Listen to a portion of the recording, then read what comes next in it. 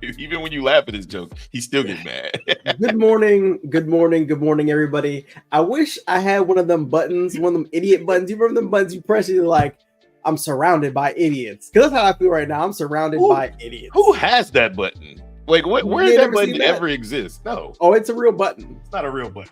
It is a real button. Sure. It's an idiot button. You press it and it says I'm surrounded by idiots. I'm sure I thought if you somebody press here it, remembers. then the idiot starts talking. So hold on. Okay, go ahead.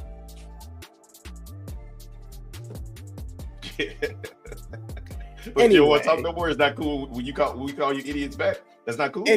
Anyway. Keep talking. Anyway, moving on. Good morning. I hope everybody had an amazing weekend. My weekend was filled with amazingness. My football weekend was impressive. It was impeccable. It was outstanding.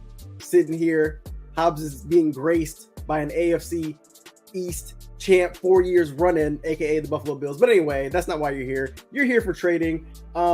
This week, actually, I went over every single one of my trades. I'm pretty sure, Hobbs, you probably took the time to go over every single one of your trades too.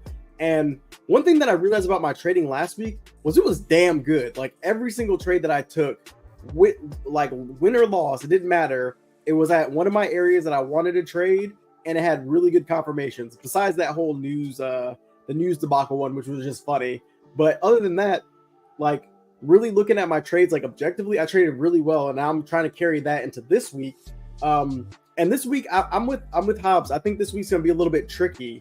I think this week is gonna end up being I think it's gonna be an interesting week just because of all the news that we've got, the lack of news we've got today. But let me get into my pre-market plan, then Hobbs can tell y'all all about NQ, which I know I'm gonna let Hobbs go last because y'all really want NQ. I know. Only Hustle for Life is here for ES. So, but I actually trade ES. That's the crazy part. We're all here for NQ except for Hustle for Life. Me and Hustle for Life are having a bonding moment right now. All right. That's the wow. So a few areas I want to note before I get Jay, real quick. I'm sorry. What's up? Let me do my pre-market plan first. Oh, you got to. I gotta take the kids to school. Oh, okay. Go ahead. Yeah, I just realized that. All right, guys. Sorry about that, Jay. I didn't mean to cut you off there, but I do gotta run my kids to school. So let me open up this guy over here and let's go over to the daily, and I'll show you guys kind of what I'm looking at. Right. So what I'm looking at over here is macro. Right. So the 4 hour or the daily. There's a couple ways I'm looking at this.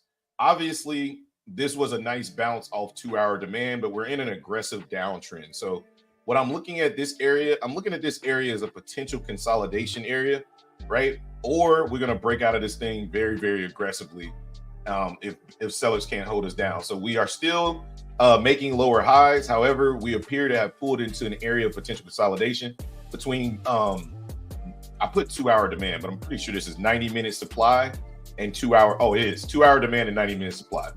If either area isn't broken, we can capitalize on a very nice range. Otherwise, we can find more trades as the range breaks down or up, right? So if we break above this level, we know we got that daily change of character right there. We can look to either play rejections off of that, or we can look to trade this first 4 hour supply zone here. So going into the plan, look to short weak rallies into 4 hour supply at 16689 through 16732, and we can target daily change of character, right? That's if this fails. I mean, if bears fail down here and bulls push us up, this is where I'm going to be looking to get short. I'm not going to try to chase this. I'm just going to kind of let it do its thing, and then I'll look to short it back down. On the other hand, down to the 90-minute, there is a 90-minute supply zone that's working out right now as I speak. Bearish, we can look to short weak rallies into 90-minute supply at 1649375 through 1657725. And we can target 2 hour demand and previous day low at 1640325 through 16368 right here. Okay. Then if we drop down to the 2 hour, right, and we bring our little cursor over, I don't know why this thing won't let me come here. All right. We go down to the 2 hour, and then we do have that 2 hour demand, and we can, again, this is more so my thesis on the day, that we stay inside of this consolidation, right? And we can look for buyers to defend the lows, 2 hour demand, previous day low at 1640325 through 1636850. And we can look to target longs back into, guess what, 90-minute supply at 493 through 577.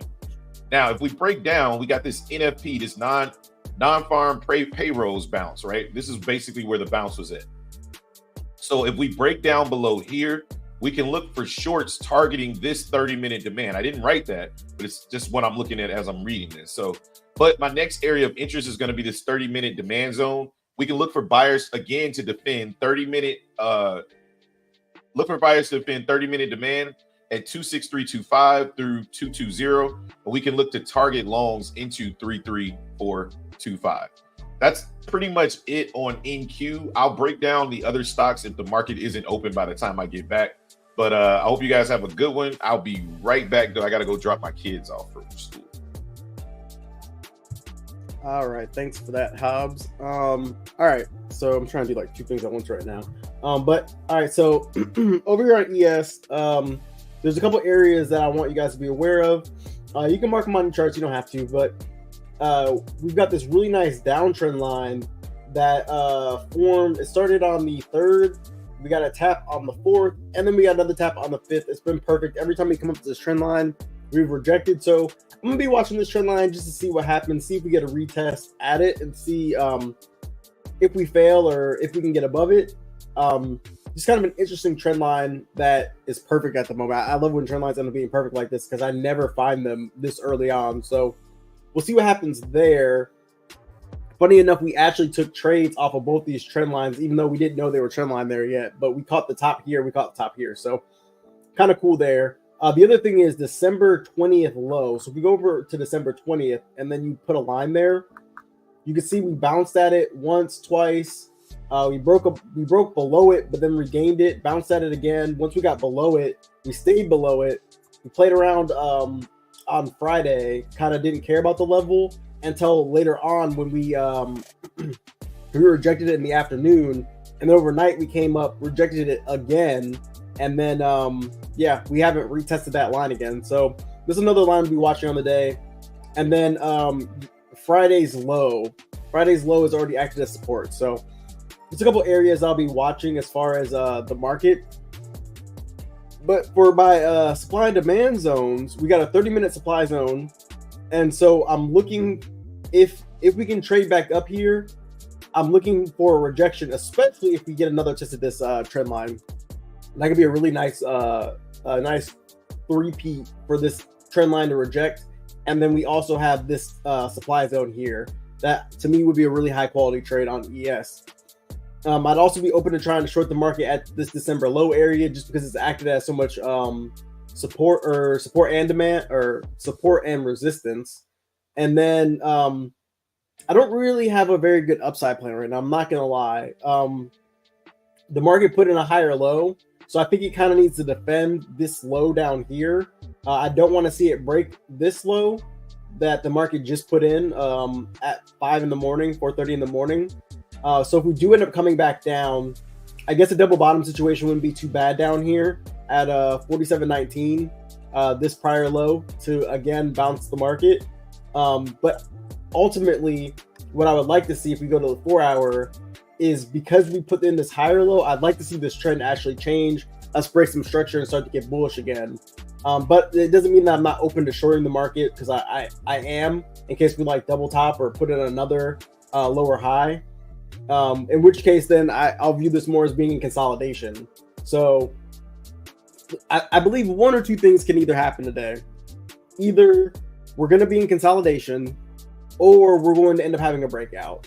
I am kind of leaning against a breakdown just because of this lower high that got put into the market. But we'll see what happens. I'm going to be flexible on the day. Let me get into these comments. Bray says, good morning, y'all. Good morning, Bray. Hustle for Life says, good morning. Good morning. Valdez says, good morning. Steelers are in, baby. See you on Sunday. Well, you guys are in. What's funny was I was really hoping you guys were going to lose, and y'all didn't. But it's all good, though. We will see you on Sunday, and good luck. If we lose to the Steelers, that's fine. Then, we lost to Mason. Isn't Mason Rudolph y'all quarterback? We lost to Mason Rudolph. That's never no fun. Bray said, I do much better on ES and MES lately. Let's go, Bray. Yeah, I've been trading really, really well on ES or MES. I don't know what it's been. Well, I do know what it's been. It's been sizing down. Sizing down has helped out tremendously.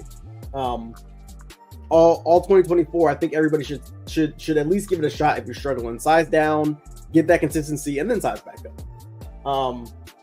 But let's go ahead and let's look at these stocks real fast, see what they're doing. Looks like Apple's gapping up, which is bullish. It's kind of got a gap fill up at that 183 to about 183.70. So about a 70 cents gap. It's not really near. No, I think that's resistance now. Yeah, it's not really near supply anymore. Not really near demand. Let's see. Nvidia is also gapping up. I believe this 3 hour has been super strong resistance. Every time it gets up there, it normally rejects. We're gapping right up into this resistance area, so that should be interesting to watch on the day. Microsoft is also gapping up as well, and it's nowhere really near anything. We bounced off of a support on what day was this? On Thursday, and then on Friday we kind of got below it. So this is gapping back up, and then we got Google, which literally hasn't moved anywhere, but is currently sitting in 1 hour demand. So we'll be watching that.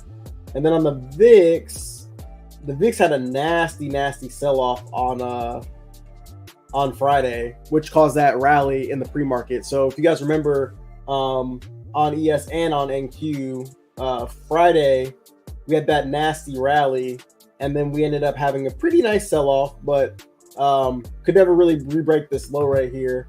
And the VIX kind of coincided with that sell-off. We hit this 4 hour supply zone, and then we dumped.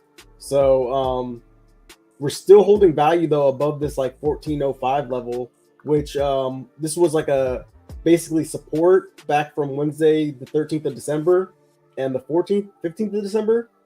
We found support here, and then we got below it, and we basically just acted as resistance for a few days before we got above it, reacted as support, and then now it looks like it's acting as support yet again. So this will be interesting to watch. Any further movement to the upside, I think we got to get below this 1405. To be honest with you guys, I would really like to see us get into the 13s, like 13.75-ish, like this line right here. I would like to see us get down here for any further upside to this market. So yeah, that's all the stocks. That's the VIX. I didn't really chart any supplier demand zones on the VIX. I'm sure we created new supply there, but I don't really care about that. Nothing really there. Yeah, that's not really demand. I mean, it kind of is, but I don't really like it. And then we had the contract switch here, so that's a little unfortunate. What?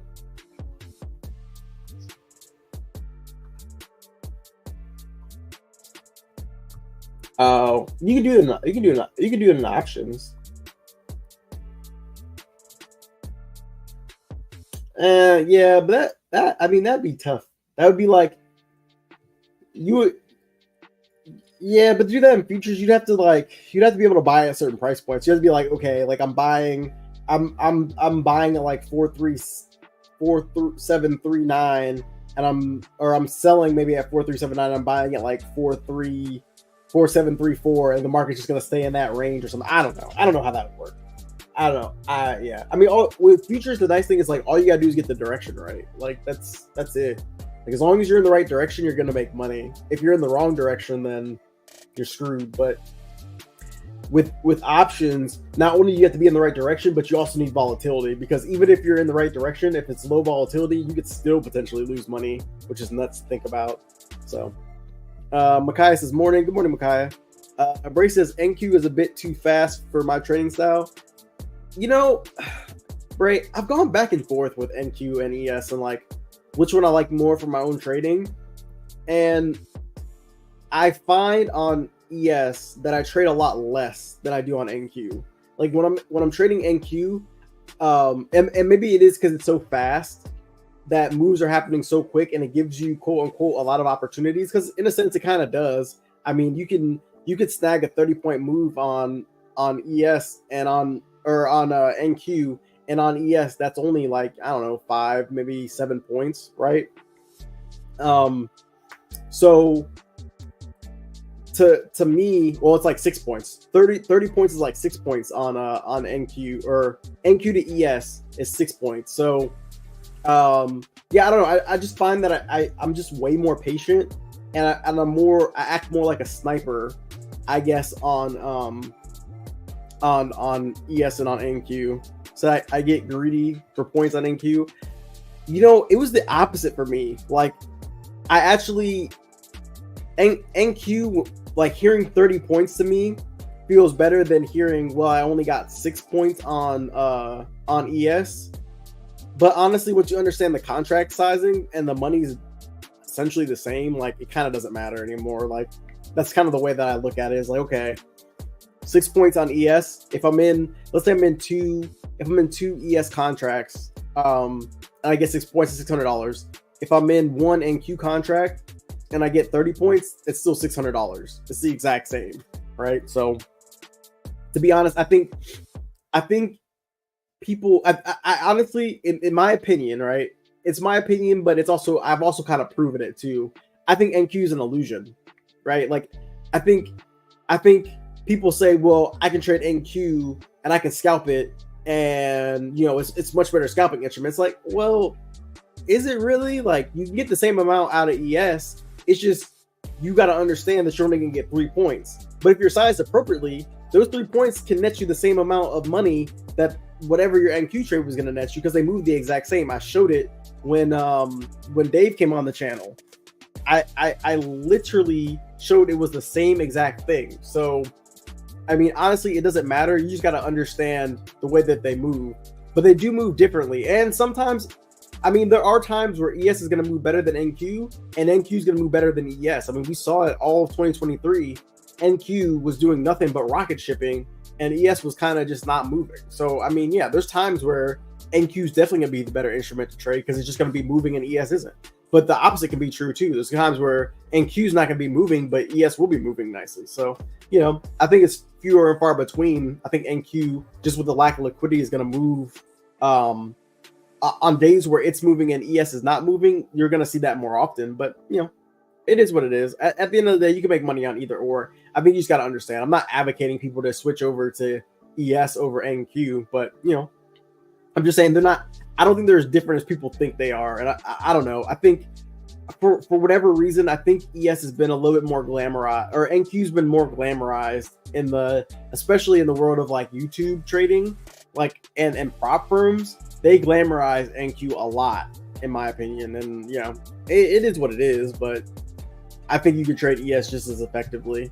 So, especially if you understand the contracts. That's really the only thing is like, well, if I'm in one ES mini, I'm not going to make as much of them as if I'm in one NQ mini. It's like, yeah, you're right. You're not. Like, it's because it's a 1-to-2 ratio. You got to be in 2 ES contracts to equal 1 NQ contract. As soon as you know that, the game flips. It's like, oh, okay, well, no, then it's the same. And you're not really assuming any more risk, because if your stop loss on 1 NQ contract is 10 points, that's $400, right?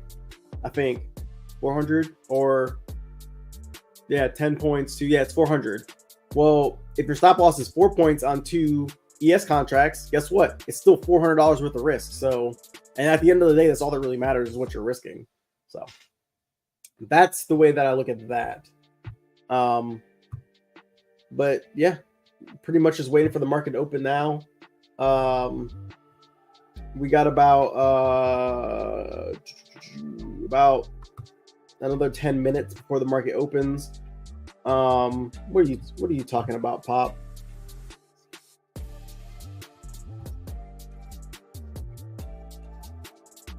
All right, I'm talking about this. All right, so one of our Discord members has a pre-market plan. So let's check out his pre-market plan. Let's see what he got for us.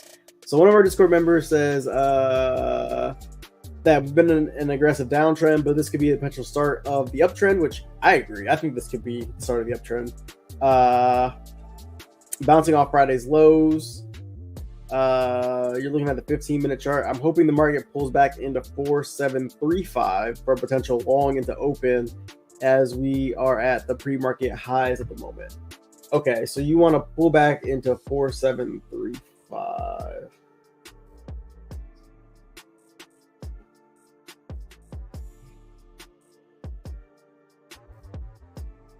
Oh, okay. I'm actually on it. Okay. Okay, so he's got a really nice uptrend right here. He identified this trend line that I'm showing right now, and he's hoping. So you're hoping for a pullback into the trend line before open, then to take. I would, you know what I would want to see honestly for this play is I would actually want this to happen at open, not before open. I would want to see it. I would want to see us continue to push up, and then at open sell back down into the trend line. Make a lot of people believe that we're going to break this trend line and go lower, only for us to rip up higher. That's what I would really want to see, honestly.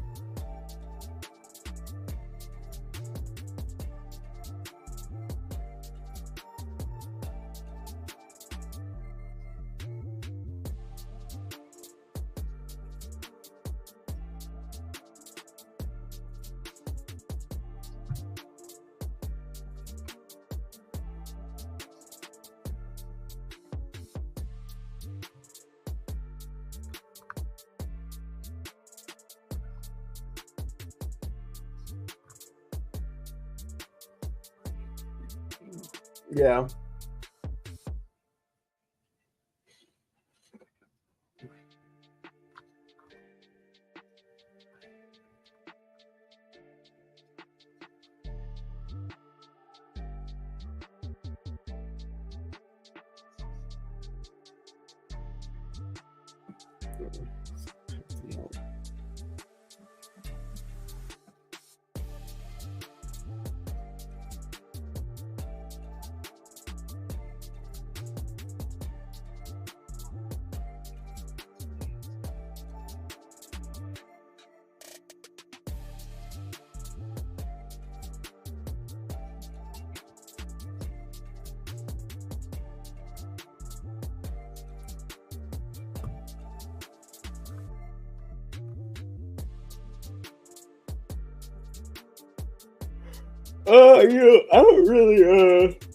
I don't really trade the open like that. I know, like I'll watch it, but I don't know. I wouldn't say I don't have luck trading the open, but I just don't have a very good strategy to trade the open. Like I personally, unless like we're at supply or demand, like at the open or like an area where I'm really looking to trade, and even then sometimes I'll just let it pass. But yeah, I don't know. Like I don't like the fact that we're basically in a range right now, between the December 20th low and yet the previous day low. I mean, you can see we bounced off that area twice. We bounced off of it end of day Friday, and then last night at 8, and then had a really nice sell off from that area. So, I mean, one of my plans is to take the market short at this low potentially, right? And with the context of this trend line being here, if we break this trend line and then come back up and retest this might not be a bad trade. But the other thing I'd be looking at is this 30-minute supply zone as well, and I kind of have a double confluence up there. But I do like the long thesis. My only problem with longs on the day is that for me to get long, I wanted to be long down at this low, which I mean that happened at 4 a.m. I wasn't even up for this. So I mean, now that we've put in this higher low down here, I'm more so bullish than bearish overall. But I think Makai is saying this would also be a change of character to the upside. Yeah, I think if we can get over and hold above this December 20th low, where also we double bottom or double topped, that'd be kind of the first change of character for me, just because this area is key. But obviously once we get over the previous high of day, that's going to be big.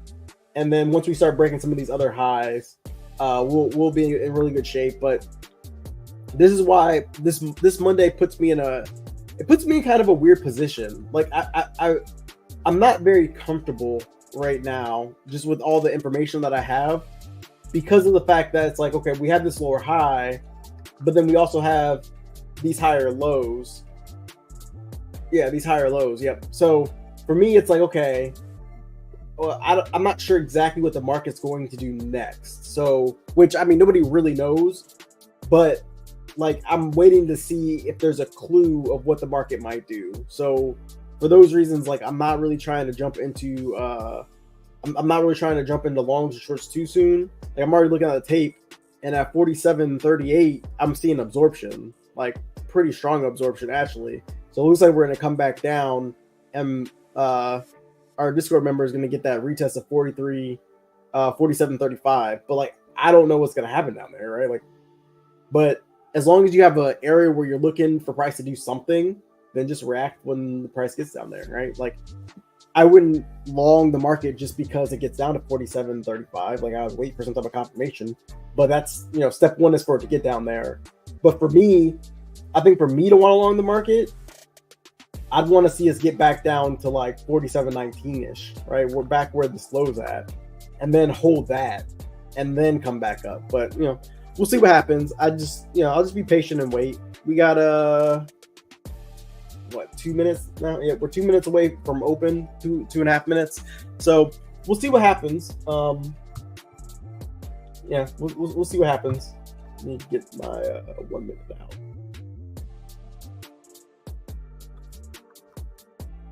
I'll leave this trend line here. It's a good. Well, I'm not. I don't look at this trend line, but it is a good trend line. It's a good plan, and like, as long as you have in my opinion, as long as you have a plan before the market gets to the area you're looking to trade, if you take the trade, win or loss, it's a good trade, right? So, so like, if it takes this trade, if our Discord member takes a trade and it ends up working out, then great. That's perfect. Like, he had a plan, he executed his plan. And that's all you can do. If he takes a trade and it doesn't work out, he still executed his plan. It just didn't work out. Yeah, so, no, we will see what happens. Let's see. I'm also trying to help somebody on the side. Okay, good.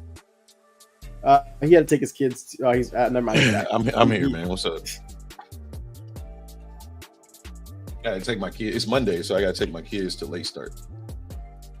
Every Monday, I got to take my kids to school don't start till like 8:30 for them on Monday. Yeah, my kids went back last week. Apparently, that was early because everybody else kids. It was early. Back.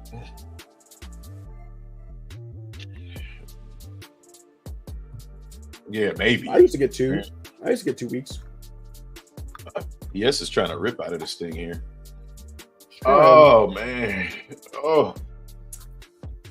All right, man. What I miss? How many trades Micaiah took already? None. He missed it. He didn't take any. Hustle for Life said my first upside target on ES is 46, but not trading open, waiting.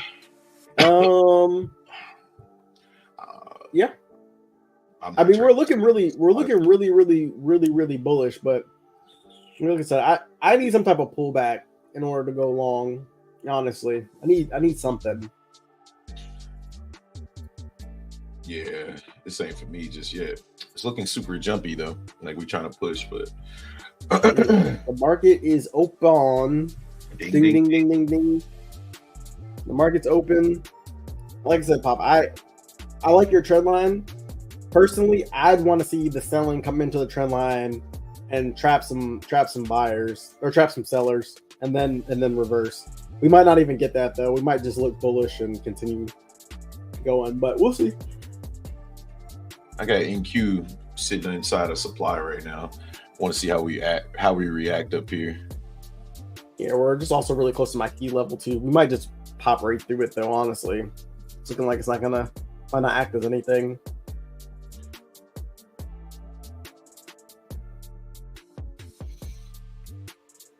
We're heading up to that 47, 43, 25 level. So far, the market's looking extremely bullish. There she blows. We're already at about 4 points at open, hitting that level now. Jeez. Not even a sniff of selling.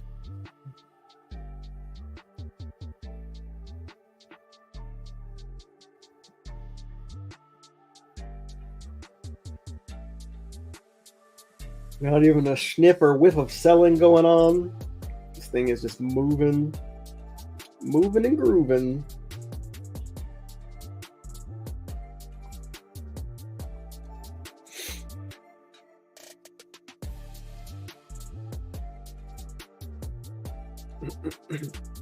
Oh, I was looking at short weak rallies into this level. This does not look weak.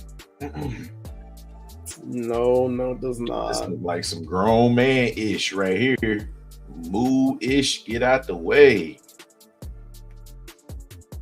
Do you guys typically remove zones once it's ran through, or do you leave it as an inverse? No, I leave it as in.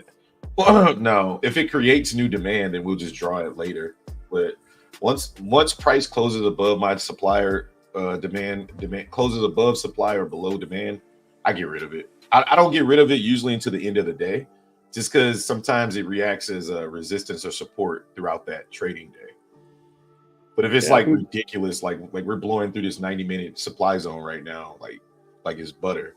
So, but there's one more level that I'm watching on the 15-minute on NQ. So I'm watching. Yeah, I think that's what Valdez was kind of asking. But yeah, I'm with Hobbs too. I'll leave it up there, and like you said, sometimes it'll act as support once above or resistance once below. Sometimes, not all the time.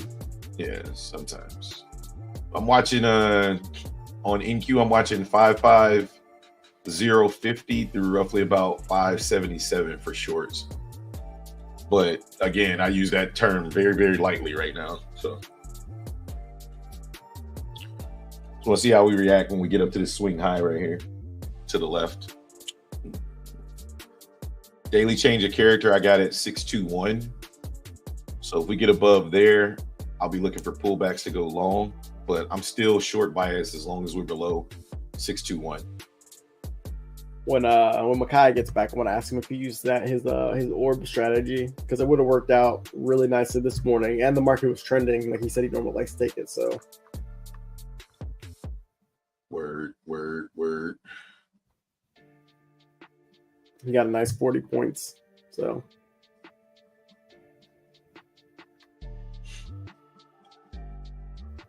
what's the stock market doing here?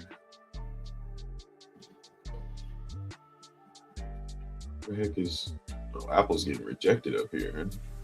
Had 30-minute supply on Apple. It's pushing back down to VWAP, but NVIDIA gives no Fs. NVIDIA has left the building. At the same time, NQ is catching a little bit of friction here. Nothing to worry about, in my opinion. But Apple just hit previous day high and getting rejected. NVIDIA broke above previous day high, but still in 3-hour supply. Microsoft headed toward 45-minute supply, and Amazon is just ripping through 1-hour supply and above previous day high. So you guys can take a look at that as well. In comparison to ES and NQ, they're just ripping. Everything's just pushing. So for me, this doesn't create much opportunity to go long or short yet. Like I said, this little white box in the bottom right corner on NQ is where I'm looking to potentially look for shorts right here. So let's see what happens. Oh, you guys can't see. But yeah. So that little white box down there, right here, this little box right here is where I'm looking for shorts on NQ. I'm in no rush though, that's for sure.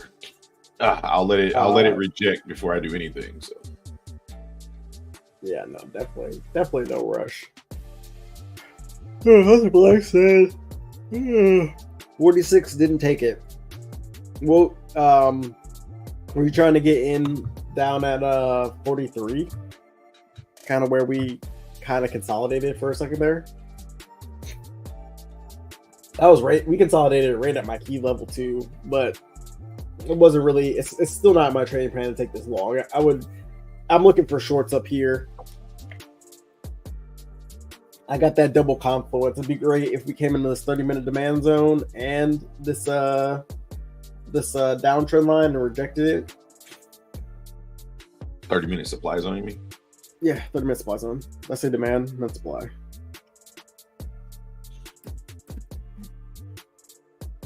Bring it on. I'm still bearish. As long as we below 621, I'm bearish. There's the top of that supply zone right there in that little white box here.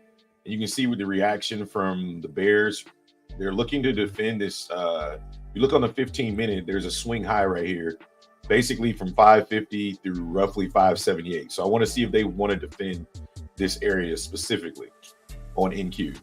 If bears step in here, I'm looking for a break and retest, and I'll look to take the market short. Hunts Life said actually 36, but don't like trading open. Gotcha. Yeah, you were saying that you didn't want to get in that open. That trade worked out though, but stick to your principles. Stick to them principles. Stick to them rules, because that's what's going to get you paid. So I don't blame you for not taking it. I wouldn't have taken it either. Shit, I didn't.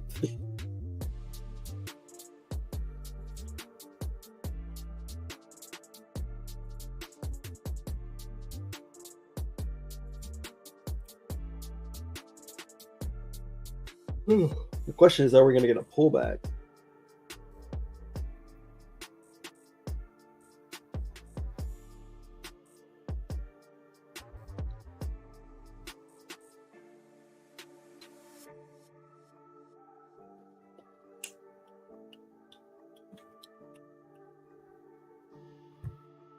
Still watching to see if bears can cause some type of friction at this area.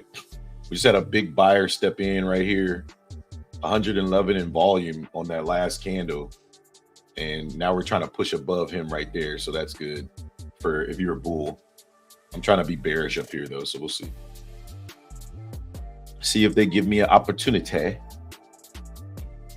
Yeah, well, you just need to stick to whatever your daily bias is. If you have a daily bias or even a weekly bias, you should just stick to that. Oh, we're going to cover it. Definitely going to cover that. That's hilarious. I was telling my son about it. I was like, we pushing 613 subs now. I said, apparently that's when the haters come. I said, I don't even get it. I said, we literally try to stay objective as possible, and people still find a way to be like, you're stupid. All right, man, cool, whatever, bro. Guess I'll be done. Let me go get killed by the market. All right, you can see the reaction inside of this little box here. Sellers are definitely here. I just want them to show me a little more, then I'll be interested in shorts up here. We got rejected. If you're watching the tape in Discord, you see this rejection right here. All of this volume came in. The result was sell pressure. So if we get back above that level, then again, I'll just continue to look for shorts until we break above 621. I'm very bearish. All right, I'm gonna be right back. I'll be right back.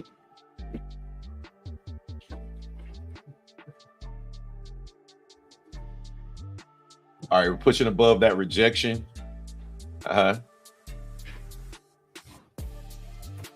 Yeah, right. I can watch. I'll be back. Actually 36, but don't like trading open. Okay, cool. Nah, I think he went and got his energy drink. Oh, is ES coming down? I didn't even see ES. No, ES is coming up. ES is about to rip up out of here. Yeah, so is NQ.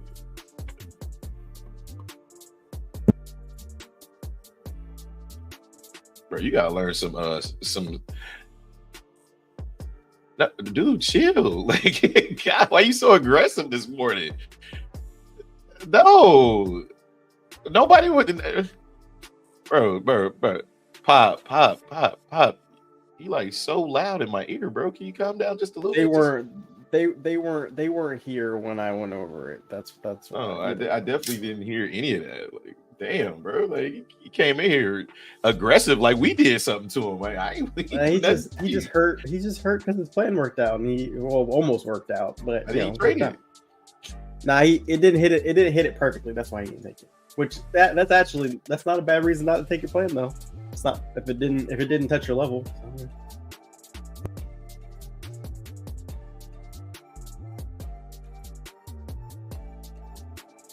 All right, we're at the top of this box here again. Below 621, I'm still bearish. We get above 621 and close, then I'll start looking for pullbacks for longs. Same thing on ES. I'm looking at 4751 through about 4760. Remember yesterday or Friday, 47.60 was like the no zone. It was like the no-fly zone. So definitely watching NQ to reject and then ES to kind of get up to about 47.51 and catch a potential rejection up there. Bruh, look at ES tape right now, please. Okay.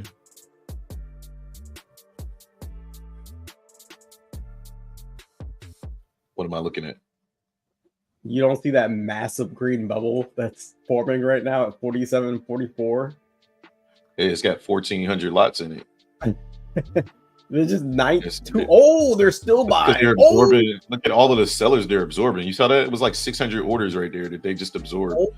They're absorbing a lot of sell pressure here, and they're continuing to push. 3,058 just got absorbed. 3,058 in Delta right there. So this better not fail. This better not fail up here. That was a lot of absorption went on right there. Jesus, a lot of buyers, and we did move price though.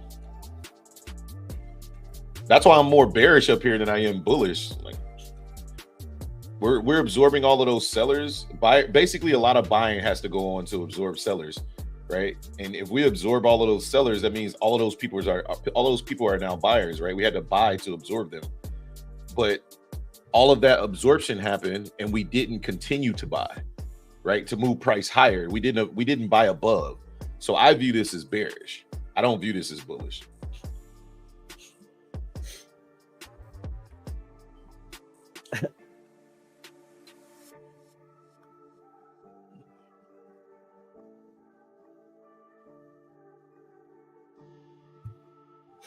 I'd like to apologize. What was your exit strategy? There's the rejection right there on ES.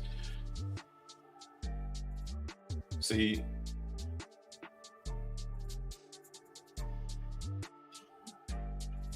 Okay. Because I was just gonna say just be.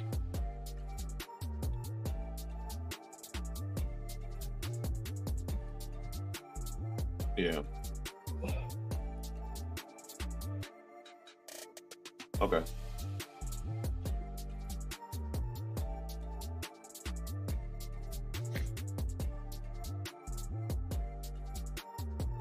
How was the pullback? All right, we put in a double top on ES on the 1 minute. All of that, just think about this, guys. All of that buying that just happened right there, it was 2,800 lots. And I'm not saying that this can officially dump, but the reaction was very weak from sellers. So I'm watching to see if buyers potentially push back up and get above this level. I want to get this buyer needs to get rewarded. So we got to get price above the 51 level, or not 51. We got to get above that double top, because I don't like the reaction from sellers. Like I would have liked to seen a more aggressive push down, and we didn't get that. So I'm just kind of watching this level kind of closely. Remember, 47.43 is that daily change of character level. And if we can keep price below there, we're good. But if they continue to push price above there, I'm just going to lay off the short idea. For me, we got to get an aggressive sell down for me to be interested, and then a nice pullback. I don't want to buy into these little sweeps or sell into these little sweeps because I think they're traps. I think that's exactly what just happened. I think we absorbed all that liquidity, and then the result was just an aggressive sweep to pick up more sellers, early sellers. And let's see if the buyers want to push up past this level. Because now you got a lot of trapped sellers, I would assume, at this level. Let's see. Minor, but it's enough to get the market going. 500 lots. That's why I don't jump the gun when we get those sweeps right there. Like, everything about this look bearish. But again, I'm understanding that we're in an uptrend, right? Like, this is an uptrend that we're in. So I don't like to jump the gun on those sweeps and be like, oh, selling, get in short. Like, nah. I've learned after last week reviewing my trades, I've learned that if I just stay in my zone and I wait for certain things to happen, I'll win the trade. So just waiting. Well, Eric's in the building, so I'm short 2 NQ at 16,585. 16,585. Okay. I'm not sure where that is on NQ, but it's the high, the very high. We're at 585 right now. The high is like 589. Gotcha. I'm yeah, just that absorption was waiting to see if we get more confirmation. I'm kind of liking the way ES's tape is setting up a little better than NQ, but I'm open to trading either one. It doesn't matter to me. Yeah, that absorption was interesting. He said it's January 4th high. 585 is January 4th high. Okay. Mm-hmm. I love how much Eric's a contrarian, an opposer to price.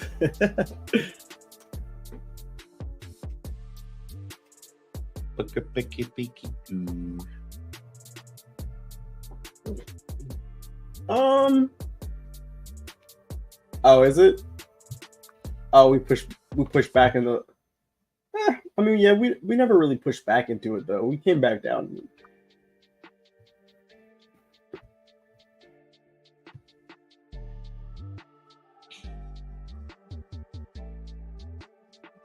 Yeah. Right now, it looks like we're gonna put. We could end up testing some higher prices. I was hoping that absorption was gonna end up actually being bearish. I was hoping that was bears loading into their position, and then we got the sell. Oh my god!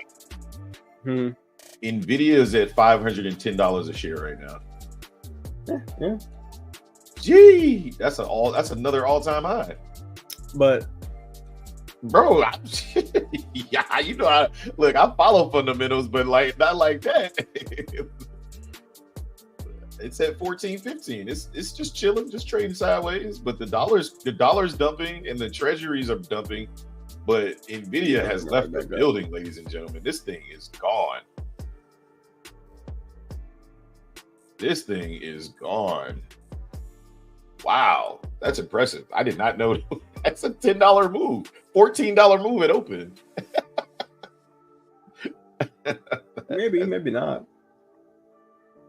But like I was saying though, I was hoping for this thing to, when it dumped, I was hoping for it to continue to dump and then come back up and retest this like 2 to 4-ish point area. We didn't get that; it just continued up. So yeah, it invalidated that little trade idea. That's all good. Same thing for me. I was hoping for a nice push down, but we didn't get it. And I saw the sweep, but I was like, nah. Every time I buy the sweep, every time I sell the sweep, I get cooked. So I was like, nope, I'm gonna wait. Yeah, no, I definitely wasn't gonna sell that sweep. You're right. You do get cooked almost every time. Mm-hmm.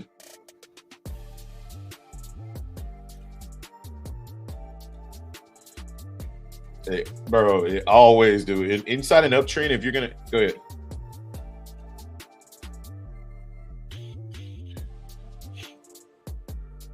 Mm-hmm.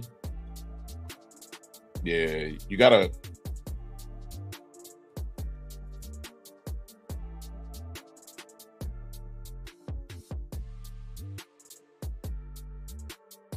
Yeah.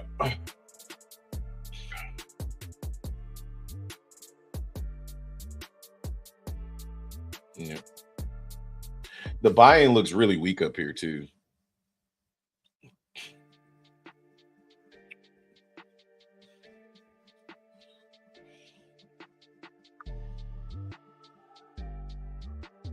The VIX is kind of getting.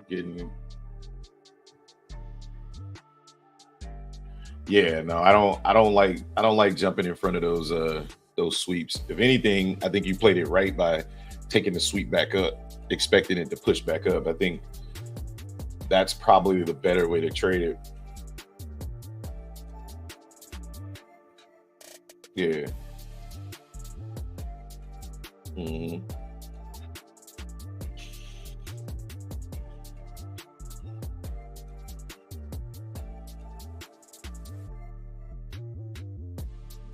Hold on a second, Pop. VIX is warming up here, trying to push up to 1420.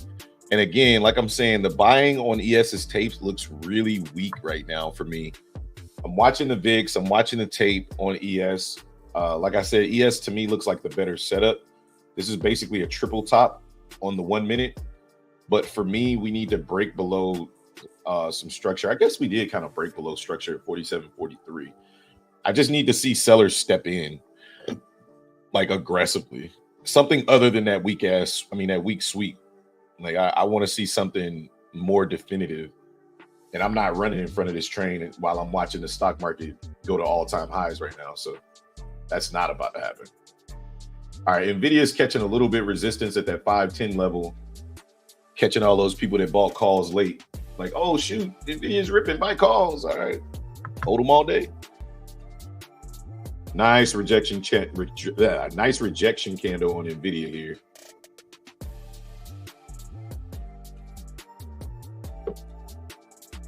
TP and stop loss is 15 points. Okay. Well, you're looking for 15 points. I see what you're saying, but you're actually looking for 15 points. 30 points will be the total distance traveled. But if your stop loss is at 15 and your TP is at 15, you're looking to gain 15 points or lose 15 points, not a total of 30 points. Correct me if I'm wrong if I ain't said that right. Yeah, I still haven't seen enough for me to go short. At this point, I'm either waiting for kind of what we saw on Friday with the bubbles, where like they start to sped up and get like kind of bigger. Oh, I 100% like shorts up here. Yeah, I was about to say I 100% like shorts up here because that sweeper didn't come in for no reason. I just want to see where he's going to take price to. All right, so we got that sweep on ES at 47.47. So again, for me, ES looks much better, right? But I want to see the continuation of selling and a retest of that selling, just because I feel like we're in basically first seller mode up here. I could take it short right here and just risk the highs. Let me see how many points that is. That's 4 points right there. You know, I'm gonna risk this here. I'm gonna take a smaller risk on ES if I can get in at a decent price. Let me see. Maybe we come back up to 45. I'd be interested. And I just take my risk down to about 2 contracts here. Yeah, but they've been doing that stuff all day.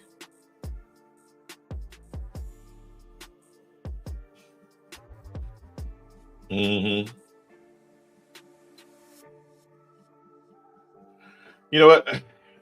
I'm gonna potentially just wait for this 15-minute candle to close. And if it closes, I'll take the retest of this breakdown. I think it's gonna sell off. I don't know. I'm gonna wait to see if it sells off because I want to go in full size. There's another sweep. Yeah, there's another sweep. I want to go in full size, so I just want to be sure that we're gonna sell off. I know this is my area. I know we got a triple top, but I just want to see us break below that original sweeper. We're below those orders at 47 and 45. I want to get in these 40s. Like I kind of want to get in at 44. I think that's a good entry right there. If I can get in at 44, 45, where all of those buyers are stuck, those 3,140 buyers right there, they're stuck. They're trapped. So I want to get in basically right around here and just risk the highs.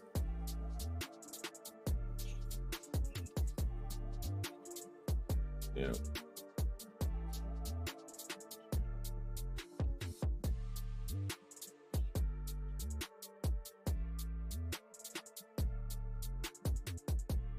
Yeah, I mean, I'm chilling for now. Like I said, the shorts and the longs, I mean, trying to get short has just been so fickle because every time we sweep, buyers buy it right back up. Like every single dip is being bought back into. So I'm not going to trust this sweeper. I'll trust when I see aggressive sellers start to pile in, but I am seeing block liquidity being added on the tape at 47.50. So maybe I'll get that retest. I'll get that push into 47.51, which is exactly where I want to trade. I want to trade between 47.51 and about 47.60. That's the true area that I want to trade in. But now that I saw this new information at 47.45, I'm interested at 47.45. Yeah, this is a third test of 47.45. Yeah, I know. This is like the third test, and it's exactly where these sellers are trapped, where these buyers are trapped. I'm gonna put on a trade here.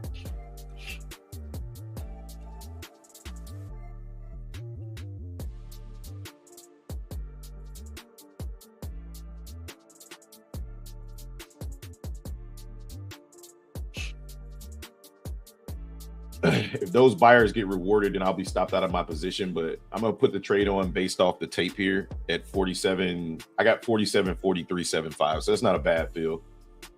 I'll take that fill all day, and I'll just risk the highs up there. I'll give it a little bit more risk than usual, but just basing it off this information that I'm seeing on the tape here.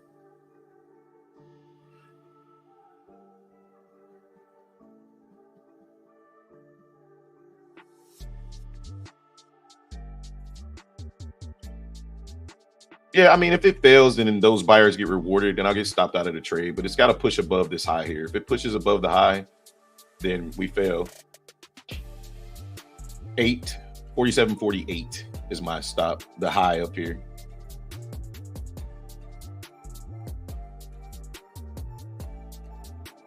No, I'm going off the previous high. So if we push above the previous high, then I'll look to read.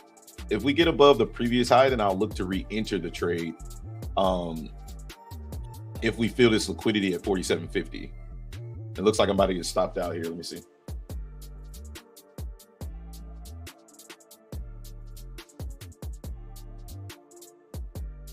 All right, stopped out right there. Let's see if we retest 47.51.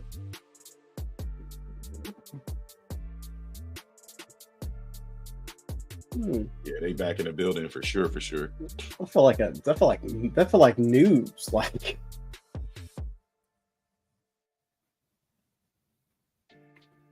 no, I think we got a speaker. Oh, we do. Bostic speaks. I think he speaks at 10.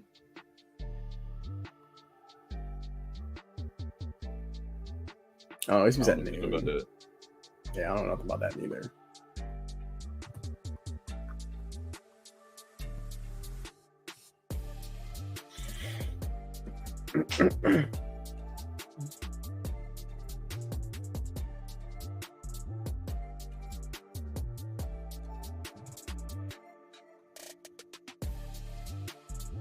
Oh, government shutdown. Oh, you see all of this block liquidity at 47.33? Yeah.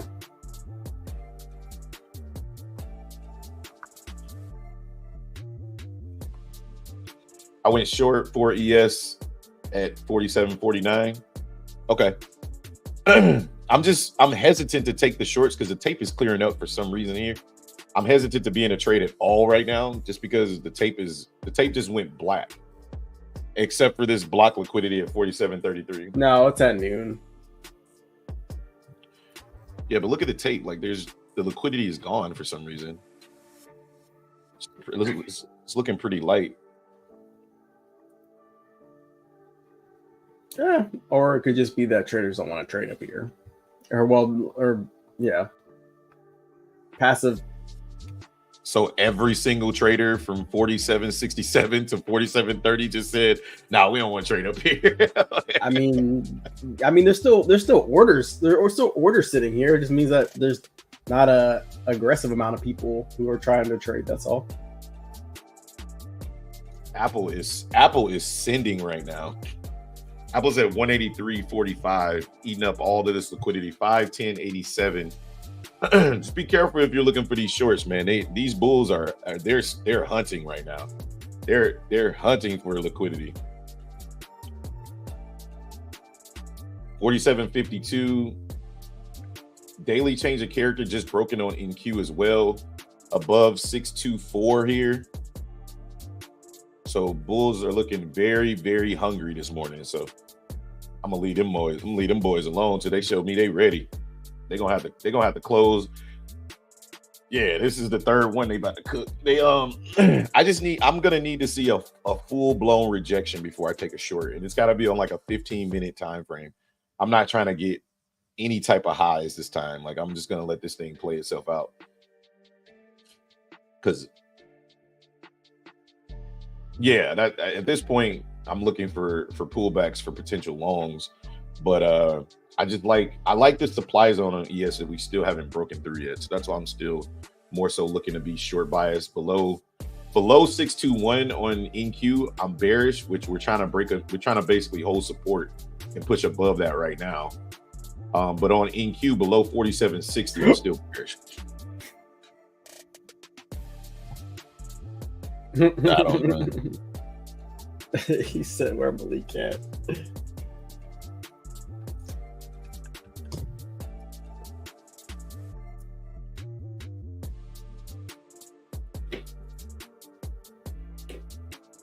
Tapped into that box again on ES 47, 40, 51 tap on the dot. I might have just been a little early on short. Yeah, I think I might have been a little bit early on my short right there.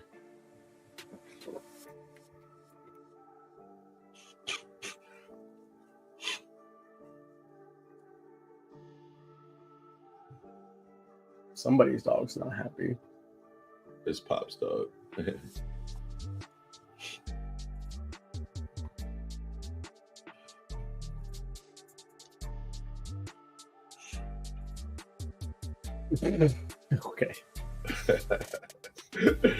That was silly.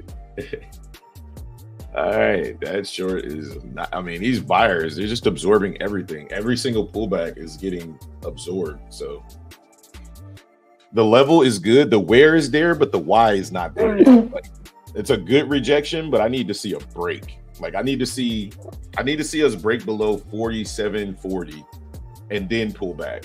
We need to close below 47.40 and then pull back, and then I'll be interested. Other than that, I'm just looking at these pullbacks as just that, pullbacks.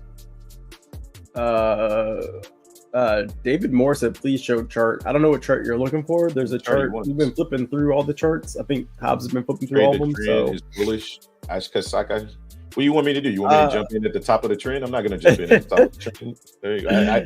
You want me to trade the trend, but what language does that mean? Like you want me to just put a long on right now? Like, I mean, I get what he's saying, but at the same time, the trend is not bullish. If you guys think about it for a second, right? Like it's so funny how people just stop thinking about what's happened over the last 4 days. The overall trend, the macro trend is 100% bullish. But the current trend, hence the reason why I'm calling out certain levels, right? If we get above 47.65, 47.60, I'm no longer looking for shorts. But look at the 4-hour chart, right? All we're doing is we're filling in this area, but bulls need to get above this high in order for me to look for longs, or they need to come back down here and then I'll look for longs. Other than that, I'm not going to look for longs at the top of this trend, understanding that there's a potential for rejection, a couple points away. Like I'm not going to do that. If you want to do that, then by all means do it. But for me, nah, I'm good. I'm just going to wait and see. Right now, to me, until we change character, right? Officially, did we change character down here? Yeah, on a lower time frame. But I'm looking at this trend right here being broken. If this trend gets broken, to me, it's broken if we get above 47.68, 47.70, then I'll look to take the market long on a pullback.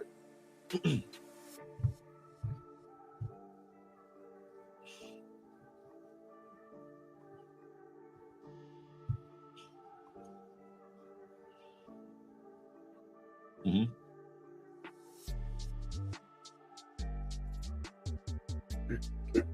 Yeah, no, the car, it's not just you, man. It's like people come in here and they be like, man, just long the market.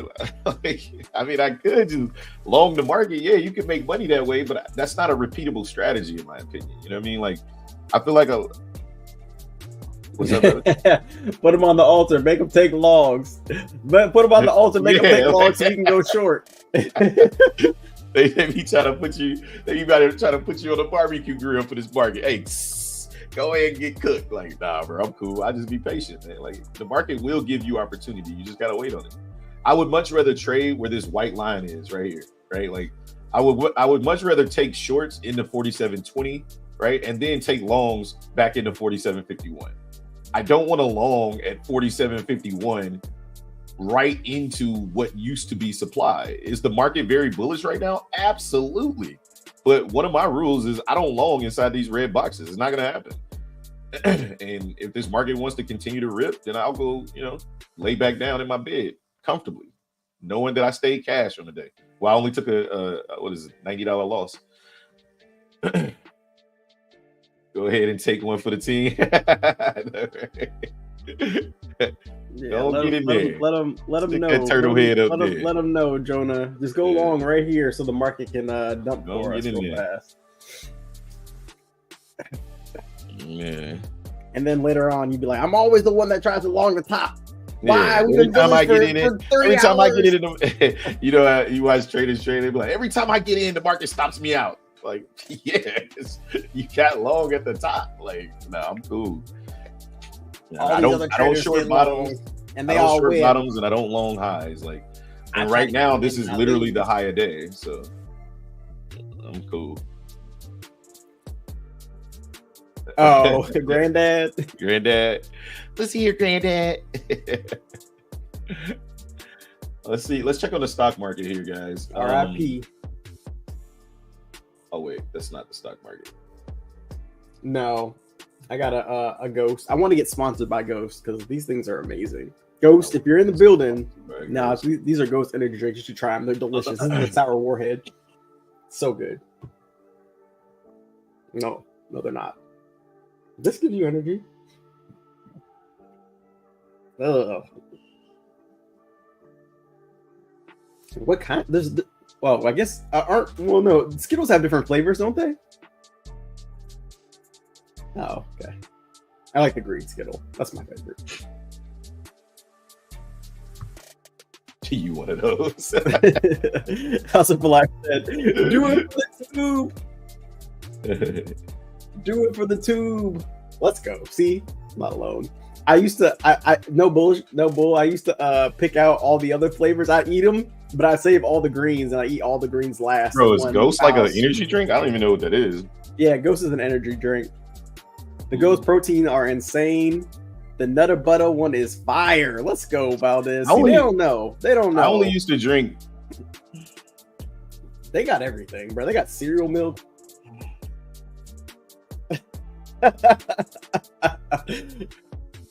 When I used to it is protein. It's protein. No. Yeah, the only time I used to drink energy drinks is when I had a job. I ain't got no job no more. I haven't drank an energy drink since I left the military. Yeah, I'm looking at the entire stock market on the screen right now. It's on YouTube anyway. Yeah, it's Amazon, Nvidia are all sending. Nvidia's at 512 right now. Nuts. Yeah, ES is hitting some resistance up here though at this trend line / supply. It's kind of slowing down a little bit. So we'll see what happens. Nothing goes up forever. I'm starting to believe these sweeps aren't people filling position. You remember how we used to view these sweeps? There's more so like people just taking profits at the highs. Yeah, but it's some continuation to the downside. You know what I mean? Yeah, but even the sweeps of people taking profits and people selling can still potentially scare other people into selling. That's kind of what I was hoping for. But even with this sweep though, I want to see the sweep get ate up. I don't want to see the sweep. Well, I guess I wouldn't mind seeing the sweep continue, but like I just haven't seen enough to get short yet for me. These sweeps are nice, but I mean they're not really doing nothing. Like we sweep and then we just buy right back up. So whatever. Like and like you said, these sweeps could be somebody getting out of their position, but somebody on the other end of these sweeps is buying. So after they get swept, they're just buying up more. You just buy it back up. No Mercy says this pullback is going to take forever. I mean, I guess to me, I think that's what trading is about, right? Like the market rewards the patient, right? Mm-hmm. So like if you're waiting, if you think the pullback is going to take forever and you don't have enough time to wait, you probably shouldn't wait. You probably shouldn't be trading, because with trading, you have to be patient. Because if you just take the market long, just think about it. If I'd have took the market long, back there, this sweep probably would have scared me out of my position, or it got stopped out or whatever, because I would be completely uncomfortable. The reason I would lose would be because of my emotions. It wouldn't be because, the market could potentially go longer or the market even stop me out. I would be uncomfortable because I know that's not an area where I should be looking to long the market, right? So yeah, like a fish cork, they keep popping it up. Yeah, they keep popping. I'm not interested. I took one loss already. I'm good. If I take another one, my next trade will be either a long or a short. It just depends on what the market offers. I mean, we got a comment. That's all you can do. All you can do is go long or short. There's a second sweep in the market. Interesting. Somebody definitely is coming to this market to sweep it. Yeah, because the VIX.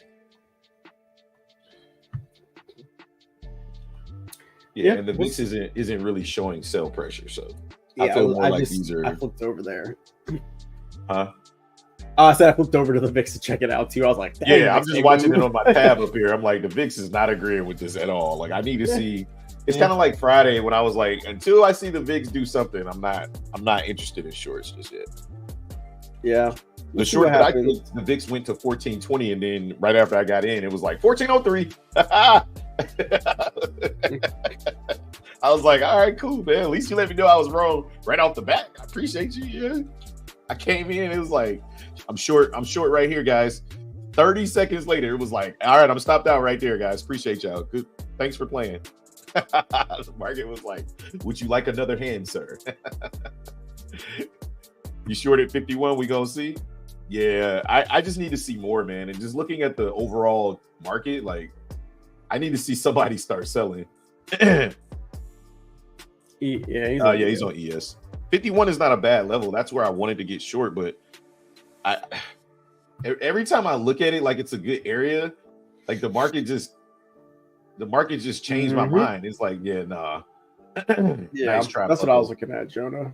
The trend line recheck was beautiful. It's just the problem that I'm having is just the selling afterwards. Like the selling afterwards is not there. And yeah, we're sweeping the market, which is cool or whatever, but I would like to see something more. Like I need to see either absorption go on, or I need to see us break that trend line with aggression and fail, and then I'll look to get in. One of those two scenarios has happened for me to get in short. I'm not gonna just be like it. And again, I look at what I used to do in the past, and this sweep, I'd have been like, yeah, I'm getting short, and I would have put myself at the high. And yeah, I mean, I'd still be in this trade right now. I'd be in profit, but I would like, could it work out? 100%. Like Hustle for Life, could this trade work out? 1,000%. I have no idea what's gonna happen.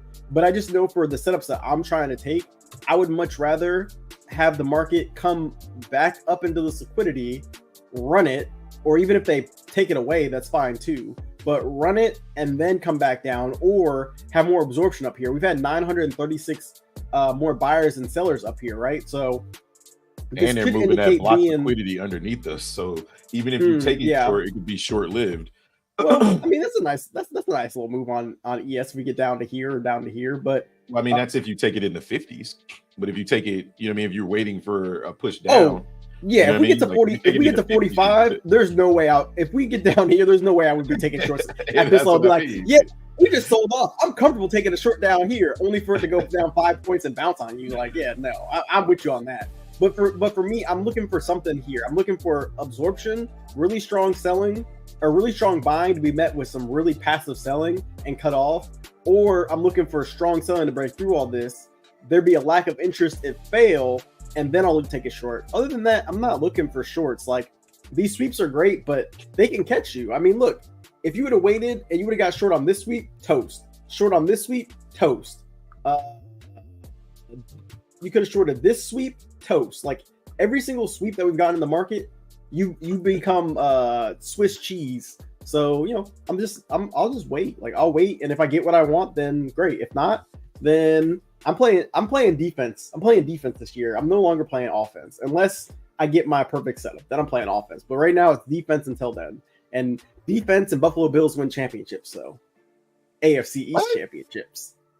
How would you know that? Y'all never won a championship. Every time y'all go, we won an AFC East championship, fool. That's what I said. AFC East. We've never won anything else. I needed you to clarify because I feel like every time y'all go into the championship game, y'all AFC lost. East championship. Hey, we won the AFC East 4 times in a row. We just lost the Super Bowl. Yeah, so y'all lost the Super Bowl 4 times in a row. All right. I didn't mean to talk myself.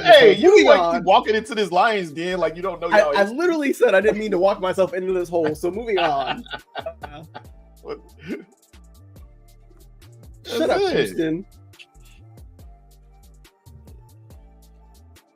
Bro, they are the most amazing Super Bowl losers of all time. That's not a good stat. Whatever. All right, this is another interesting development in the market.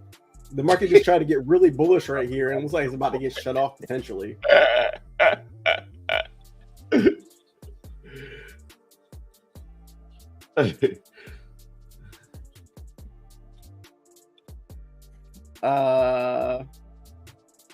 Eric said down 840, gave back I think 30% ish on that last week's profits. Shake my head. Hustle for Life is out for a 2.5 point gain. Yeah, it's probably good you got out when you did. Yeah, this motherfucker look like it's getting active though. Eric said last bullet of the day. Short at 626, NQ one. Last bullet. My man says last bullet. It's like he playing Russian roulette and he put the bullet in there and spun it. It was like, okay, last one. Is it gonna hit or no? Just wait for it to sell off. I'm telling you, when something's this bullish, you have to be patient, because if you're not, they're waiting on you not to be patient. Like they're betting that you're not gonna be patient. Hey, look, man, he got his You trying to get his plan. Let him do him. Next thing you know, you get long and you get cooked the other way too. You like, no, my short idea was right. Yeah, I've been there, bro. You stop while you behind. That's exactly what it looks like. This look like this. ES and NQ look like they're consolidating to go higher. NQ is sitting right on top of daily change of character at 621. And remember, I told you guys, if NQ got above 621, it's gonna push, right? Like, if we hold and hold this level, like NQ is gonna push. So just be careful looking for shorts up here. I know this is an area, again, you got to have your where plus your why. Right? The where isn't enough to take a trade. You got to have the why too, right? If I don't have the why, then, I don't take a trade. My why on my previous ES trade was the fact that we tapped 47.45 3-4 times, and there were 3,400 buyers there. I was banking on those buyers getting stopped out, but my why ended up being incorrect. The market continued to buy. So if you're selling the market up here, make sure you have your why, because this is definitely a good where, right? It's just a matter of, is the why going to come through? It was at 512. It was at 512. Nah, I called it at 510 and then it went to 512.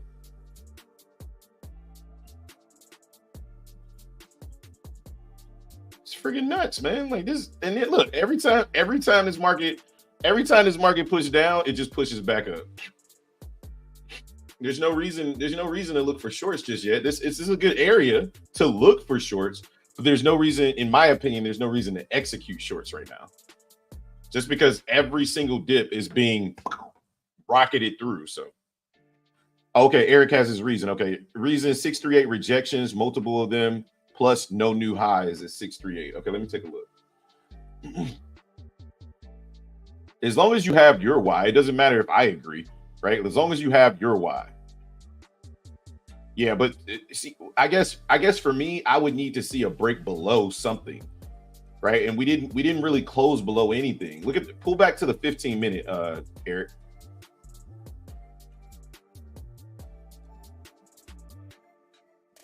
I look at this as more bullish than bearish because we're holding that low at 621, right? If you look to the left and look on the 1 minute, we're holding that low at 621, and price hasn't been able to break back below 621 on NQ. So I look at this as more bullish than bearish, in my opinion. Yeah,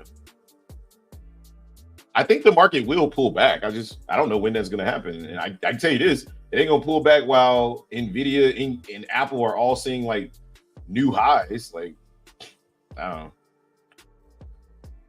I hope it works out. Let it dump it. Let the dump commence. I'm ready for a pullback.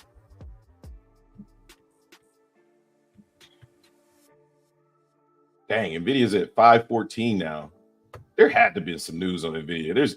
There's no way this thing just woke up feeling some type of way. The crazy part is Nvidia's ripping, but NQ's not ripping. Like it's not pushing forward. It's just chilling. And yeah, neither is ES. They're both just kind of hanging out.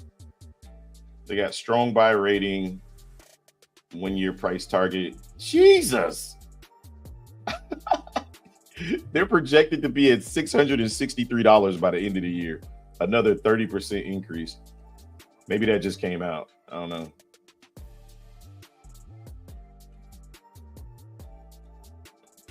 Yeah, Nvidia is just a monster right now. It's literally trying to take over where where Apple left off. As far as like being the big dog in the stock market, this thing is literally the reason for the entire 2023 rally.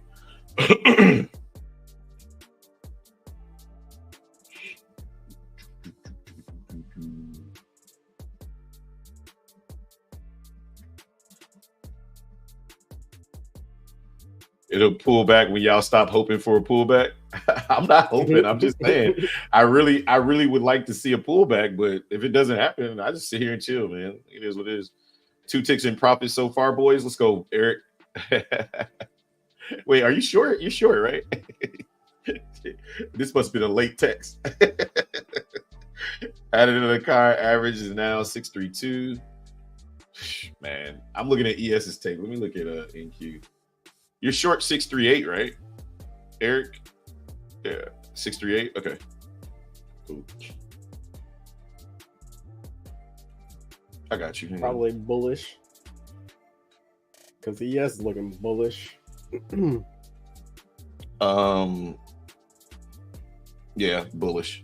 Hey, look at all this buying still coming in. All these sellers right here. You see that big old bubble right there? Somebody's absorbing all of these sellers at all of these buyers at the high. So let's see if this turns around here for Eric. I'm hoping it turns around for you.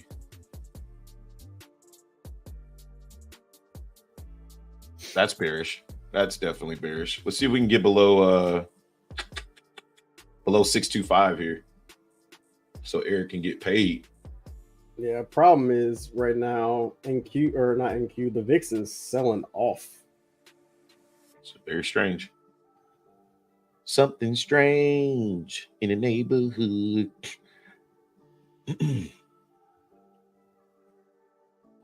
boom, boom, boom, boom.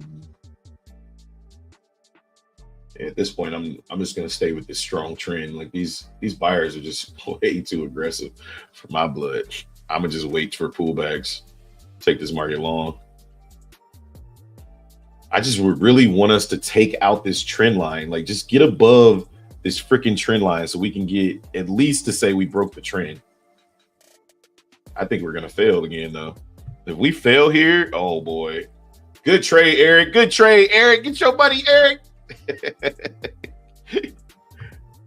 Heck yeah, that's why you don't listen to nobody else but your analysis, man. You don't listen to nobody else, bro. I have like 4,000 followers on Webull. I be posting puts and tagging every tech stock plus SPY QQQ whenever I short. Laugh my AO. You can have followers on Webull. Yeah, I had no clue you could have followers. I had no on clue Webull. that you could get. I didn't know Webull had a social media site. I had no clue that was a thing. Good, man. I'm glad. I like puts up there. I like the area. Like I said, I just I need more. That was nice. I just want to see again. What goes up must come down, and what comes down must go back up. I just try to be a little bit more patient. I've already taken the one loss. I'm cool with that, but I don't want this. I want continuation to the downside, right? Like, let me show you guys kind of what I'm looking at on NQ's tape. You know, I gotta reshare my screen to get to NQ's tape. All right, look, these buyers right here are potentially trapped, right? And I'm cool with that. We put in a lower high here, great. I want to see selling drop below this area, right?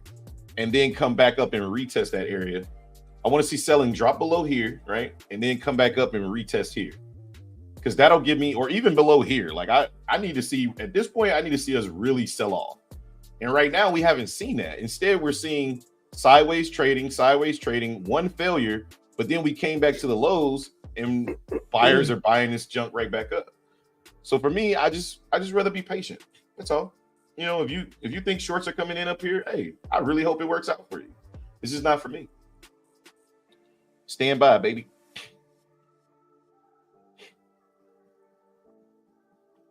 4,000 followers on Twitter. How do you amass a Weeble following?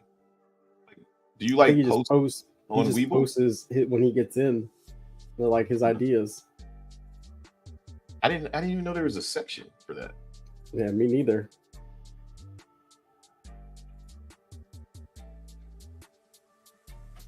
The question is, can you advertise on Weeble? Because that'd probably be the best advertising. They see your track record, and then you just put it in your Discord or something like that. Hey, does Weeble automatically send your trades out or no? No, I think he has to send his own trades out. But I wonder if you can post links on there, though. That'd be pretty dope. Yeah. Again, we're holding this low right here. As long as we hold this low, I can't F with shorts, right? Even when we break down here, right? Like, look at all of this buying that's commenced this morning, right? So there's just a lot. I would much rather be looking for longs, right? Potential longs if we pull back into this area. Like I said, I'm tempted to just not even worry about shorts at all and just wait for the longs to pull back, right? So just two trails of thought. I used to give out call out options with price targets. 6 or 7 out of 10 would hit. Nice. I just don't believe in call outs. I think that's how most beginner traders get wrecked, right? Not knocking you for doing that and trying to help people out, but stop loss was always 25% on the call outs. Yeah, I just think that if you start giving people fish, right, like they never will ever learn anything. They just become food, right? You know, the market's just going to eat them alive. So that's why I don't believe in giving call outs. Like, I'll let people know where I'm in the Discord, but it'll be like 5, 6 o'clock in the morning. Like, if you catch one of my trades at 6 a.m., hey, you was already up looking at the market anyway. So here come these buyers again, still trying to push price up. And then the other thing is just the VIX. Like, I need the VIX to start to agree with this move up, and it's just not. The dollar's not agreeing. The treasury, the U.S. 10 years not agreeing. There's nothing in this market that tells me it's ready to be shorted, and that's why I can't. And I'm not going to long up here, so there's really nothing for me to do. When I get my TV set up in my office, this is when I'm going to turn around and start playing Spider-Man. Just let Justin call out the market and be like, all right, bro, we in this area. I'm like, cool, bro. Appreciate you coming back.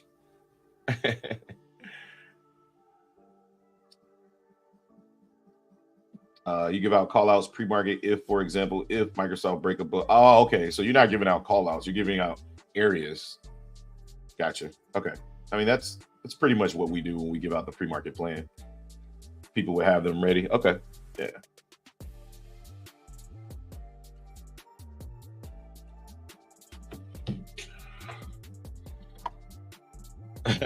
My bad, bro. My bad. Woo.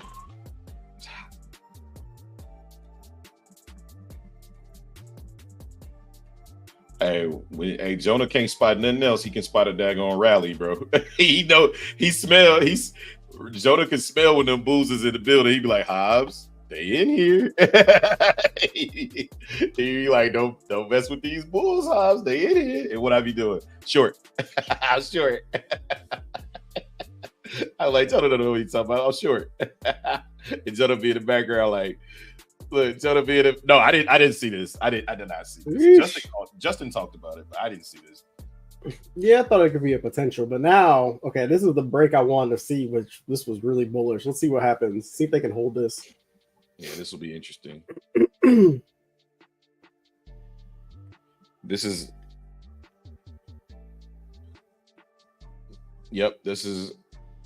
Yep, I agree. 51 through roughly about 60.25. Remember, this is where the big rejection came in on ES at 60.25.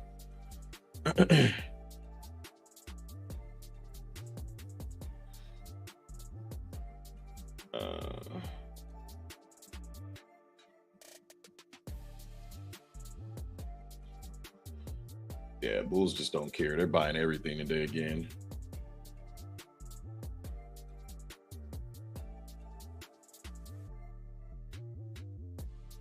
Shorts covering on top of fresh buying. Yeah, I agree. Definitely.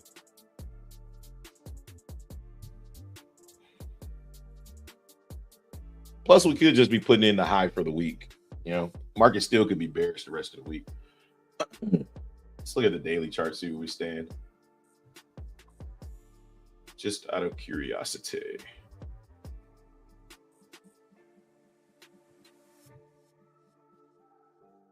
Jeez, what a rip.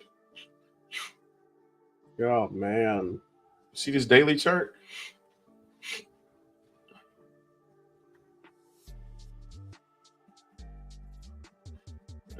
This is why I was not effing with them shorts, baby. Not no more. Not after that cook session I took. Margaret was like, "Boy, you better get your ass up the, get your hands off that pot, boy." boy. Let's get on the line and see who's gonna do it, boy.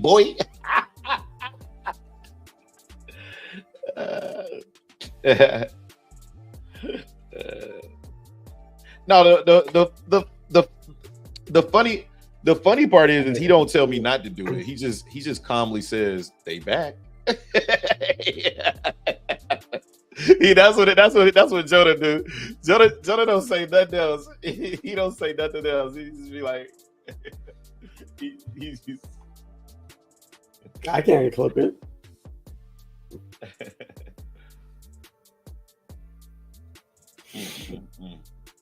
Yeah, these bulls are continuing to buy. Yeah, they buying everything. Short this thing at your own lapel.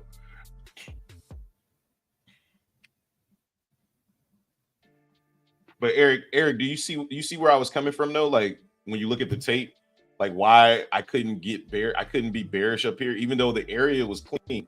The area was really nice, right? Down 1,200 boys, not touching NQ this week. It ain't NQ. If you'd have went short on any other instrument, you'd have got cooked too.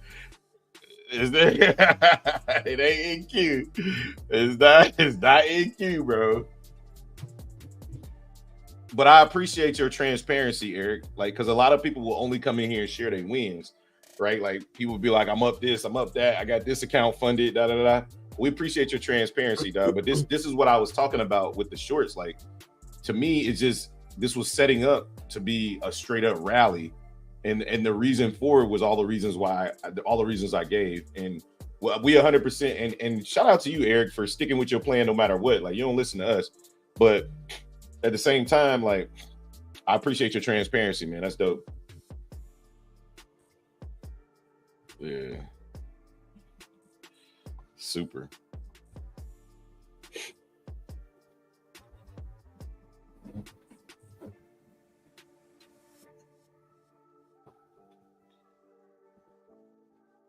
Yeah, this has been a tough day to be a bear. The bulls went bear hunting.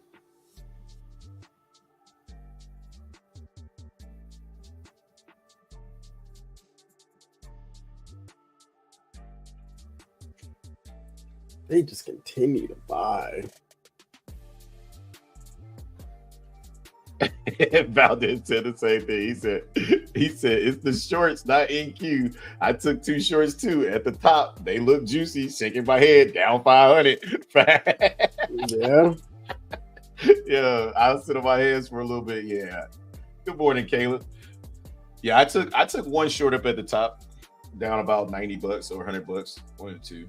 I don't know. Let me see. No big deal. You win some, you lose some, man. And that one just, didn't work out. Yeah, here comes some selling that's gonna get you to buy some buyers. Mm-hmm. Yeah, I'm gonna go pee real quick. I'll be back. All right, market, he's gone. It's a good time to sell off. Yeah, every dip is bought up type of day. Yep, that's exactly what type of day this has been. All right, market, he's gone. He's gone. It's time to sell. It's time to sell. Sell. Everything's on sale. Well, 4760 has a lot of liquidity sitting there. So I too did I tried to take one short. It ended up wrecking me. It was at my area though. It was my plan. I took a 4-point loss. I'm down like $40 in a day. No biggie. Down 4 points. But I think this is another area where I'm looking to short the market.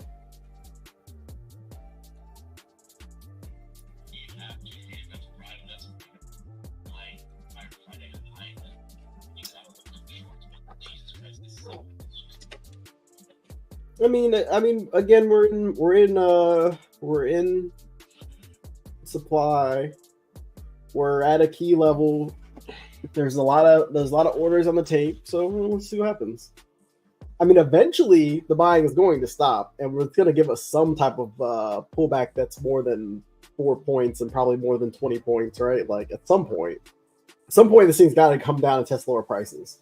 So, where have I heard that shit? Nah, at some point it's got to. It might not be today. Yeah, I'm about to say. Remember those days we used to be like, man, NQ's gonna pull back, Joe. Like it's gonna pull back. Next thing you know, we're like, oh, it's not gonna pull back. It's just gonna do this all day. It'll pull back in the after hours or maybe like 15 minutes before the market closes. But it looks like they broke off that liquidity. Oh no, they're adding it back. But 47.58 and 47.60. So we'll see what happens. Is this the Hobbs walk now? What I do? What do you mean? Where did you short, Jay? No, it's not that walk. It's no. I walked to the. Where did I short? It's too rainy in here. 47.50. 47.50. You took a short? Yeah, I tried it earlier at like 47.50. It was a. It was one of those, I didn't even know. You ain't say nothing. Yeah, I told them about it. It was one of them trades that was like. You told them when I left? Yeah. He tried to get it out before I left. It was That's funny, man. No. Y'all was all talking about it, but you was mid conversation, so I was like, "Why are you gonna stop him?" But then as soon as you left, I was like, "Yeah, I'll fess up to this." It was a good short. We were dredging the trend line. We came back up, and I thought we were about to make a lower high. There was some selling, and we were, remember when we did that choppy thing on the way up, and you're like, "Oh, it's chopping," so there's a good chance we're gonna fall. And yeah, wait, why you gotta say that like that? Like what you gotta make fun of me, bro? What are you talking about? Make fun of you. I'm just messing with you. Yeah, 47.50 looked good. I think the short I took looked good. Like everything looked good, and then it didn't. That's why I was like, once I took that first short, I was like, nope. I said nope, not until you sell off, buddy. Because I think a lot of people are short biased based off what happened last week, right? But that's over. Last week's over. Take a look at the daily chart. Look, I'll show you guys what I just saw from a structural standpoint on the daily. That's the wrong button. Hang on. Sorry, guys. Let me share my screen here. It doesn't matter. NQ, ES. All right. So this is the daily on NQ. From a market structure standpoint, right? Let me shrink this here and get rid of some of these. Man, I love this little silent keyboard, bro. It's so comfortable to your fingers.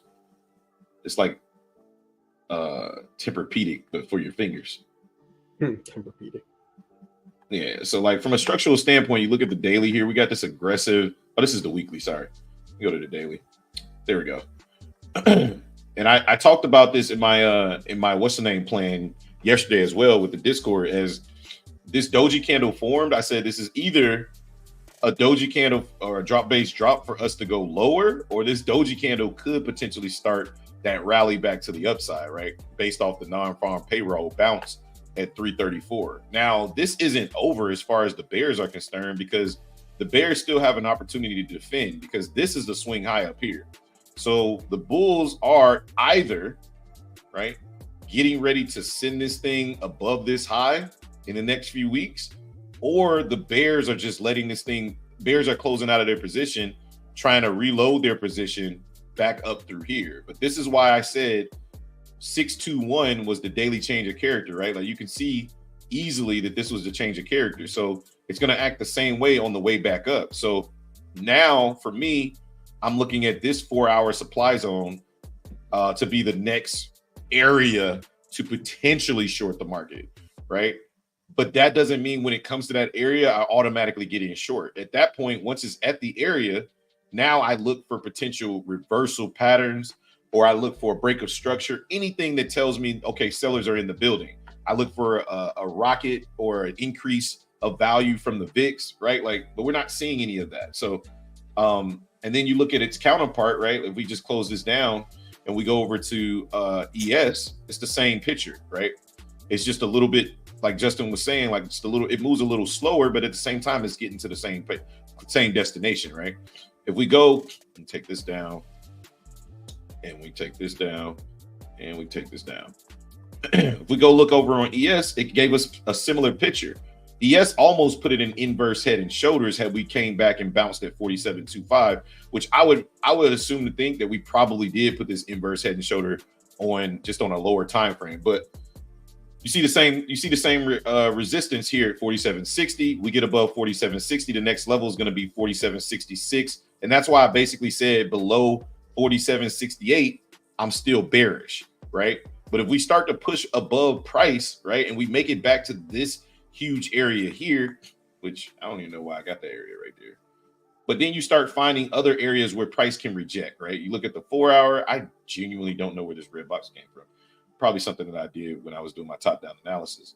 You start to look at here, and it's like, okay, where else can I get short? Where the next area is probably on this 3 hour supply zone. And why am I looking for shorts? I'm not just looking for shorts. I'm only looking for shorts if price gets too extended, right? If you look at a Fibonacci retracement, and people will tell you, there's a lot of people that use this type of strategy, right? They'll look at the fib and they'll say, okay, above the fib, above 50%, you should be looking at shorts. Why? Because price is overvalued above 50%. This is the discount area, right? So when we come back into the discount area, that's when you want to look to long the market. Above the discount area, that means people are paying a premium price, right? So for the person that left that crazy, ridiculous comment that you should only be biased on the day, I think that's absolutely asinine to say, right? Just think of the market like an auction like a Walmart or anywhere else where you look for sales or you look for things that are, discounted. Price, this Fibonacci is basically the scanner. Like when you go into the Walmart and they scan to see what price is it, this fib is letting me know like, hey man, that's on sale 50% off. Or you know what, you might not want to buy here because it's overpriced. We're above the 50, the 30, the 70. Like we pushed past all of this, right? So it's like now I'm just waiting on price to find a rejection level. And the next rejection level on the 3 hours at 47.80. Does it seem like that's far away? Yeah, it is. But we're still not out of this rejection level, right? So we got to get above 47.66 first. And then I'll look to potentially short.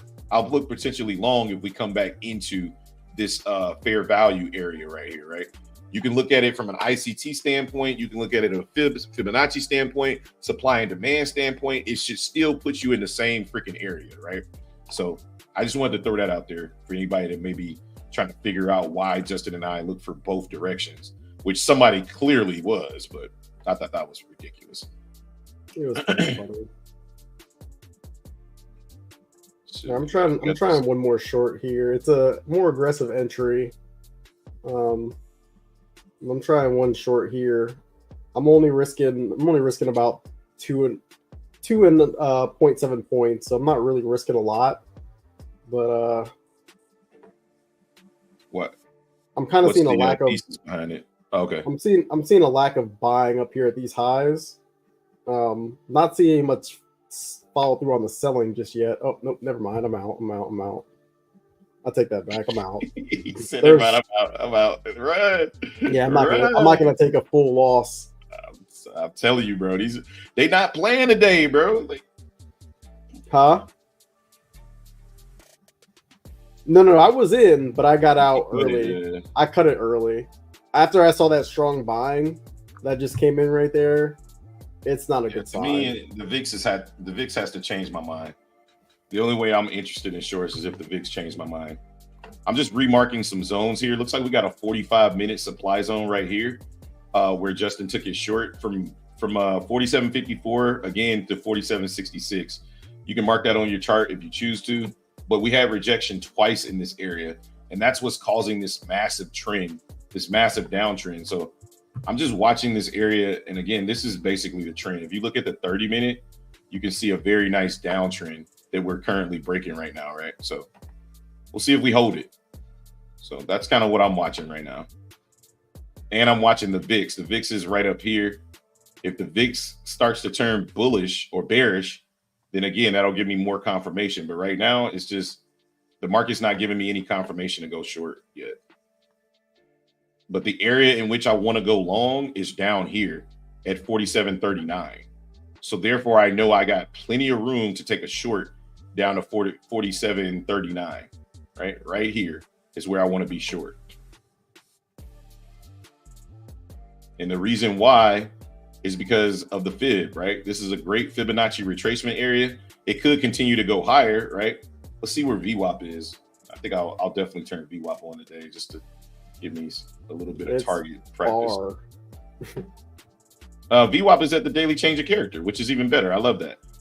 VWAP is at 47.43, which is the daily change of character on my chart. So yeah, I think that makes sense. A nice little push down below that, an aggressive push down, and a fake out below VWAP to get more sellers interested, and then an immediate bounce at demand. I love that. So we'll see what happens. I'm still just being patient, man. Like I said, I took my one loss so far, down $109 on the day right now. I sized up to one more micro, so I'm in, instead of 3 micros on ES, I'm in 4 micros on ES this week. So I'm giving myself an additional, it should be $20. I think I got to reset my ATM. I think I gave myself too many points. Let me see. Because it should be 4 points, not 5. Why am I down 100? 20, 40, 60, 80. Oh, yeah, that would be 5 points. Yeah, my stop loss is at 16 ticks. Isn't that 4 points? Oh, no, you raised your stop. Remember, you said you had to give yourself a bit more room, so you raised it up. Oh, on that trade, I raised my stop. Okay. That's what happened. Okay. I'm like, why am I down $109? I did raise my stop. Yeah, thanks. And here come the Bulls again. Let me go back to the split screen here so they can see ES and NQ. This is my area right here.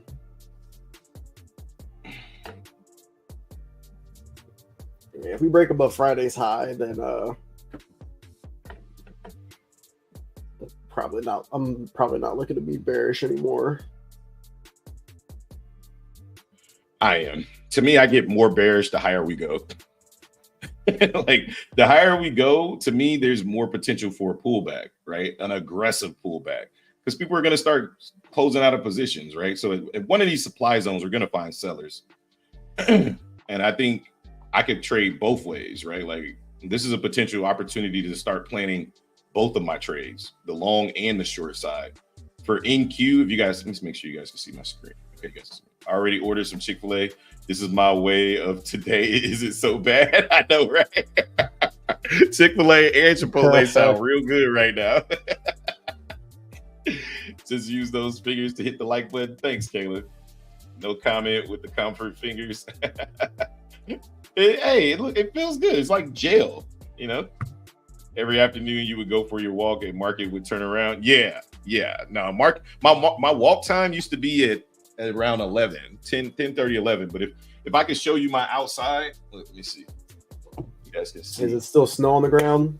No, we had a blizzard warning. You guys see through that window right there? Probably not. It's trying to zoom in, but it's probably that window pane is just full of condensation. It's just a lot of we were supposed to get a blizzard. We were on blizzard watch, right?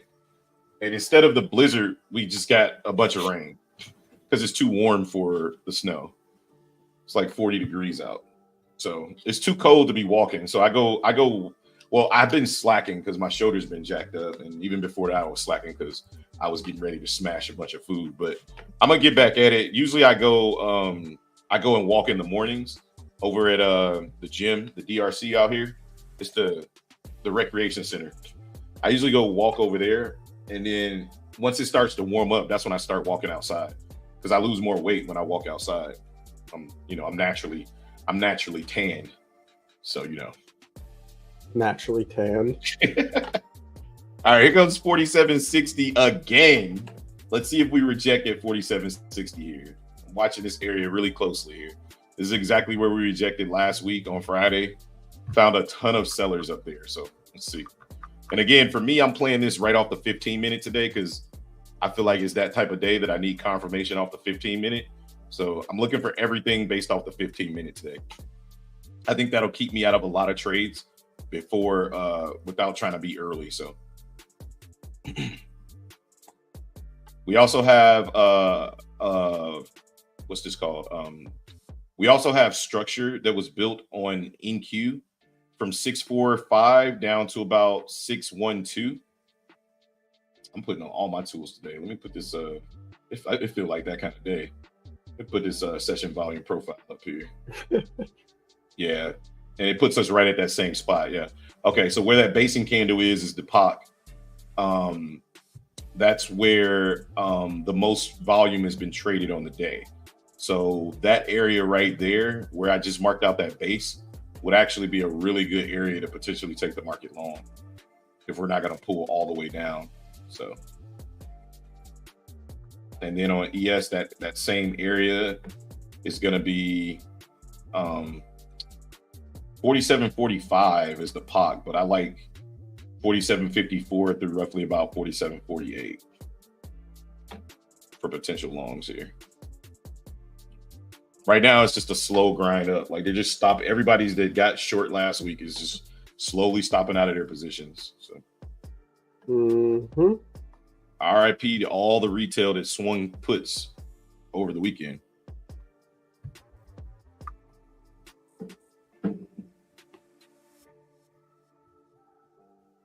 Man, my neck's feeling a lot better. It's still in massive pain, but definitely feels a lot better. I wasn't able to do this on Friday.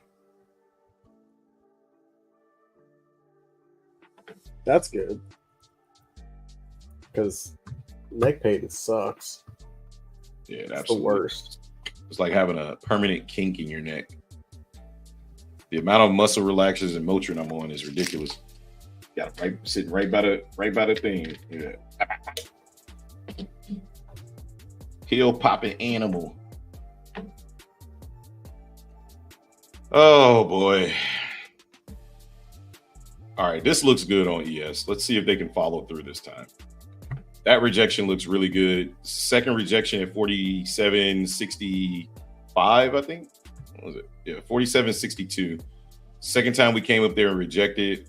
Got the CVD coming down along with, okay, selling pressure's kicking up. Let's check the VIX. VIX is at 14. Let's check the stocks. You know, ever since I changed my setup, I swear my computer doesn't lag at all. That's good. Yeah, stock's still looking kind of bullish. Again, I'm not trying to fall for any more of these little market fake outs here. This is the session volume area high. Again, I'm basing my trades off the 15-minute now. That looks like a good rejection right there. See if it will hold. Every time I say it looks like a good rejection, the market just continues to buy that stuff back up. So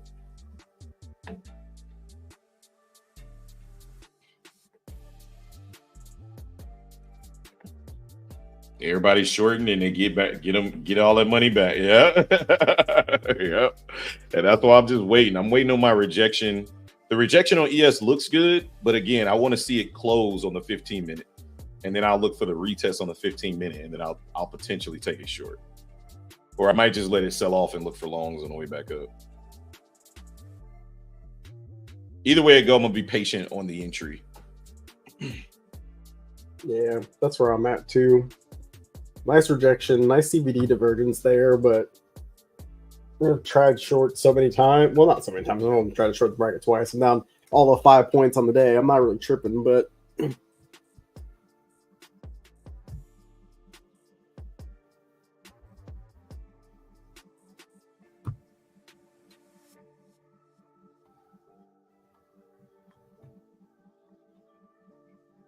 no doubt.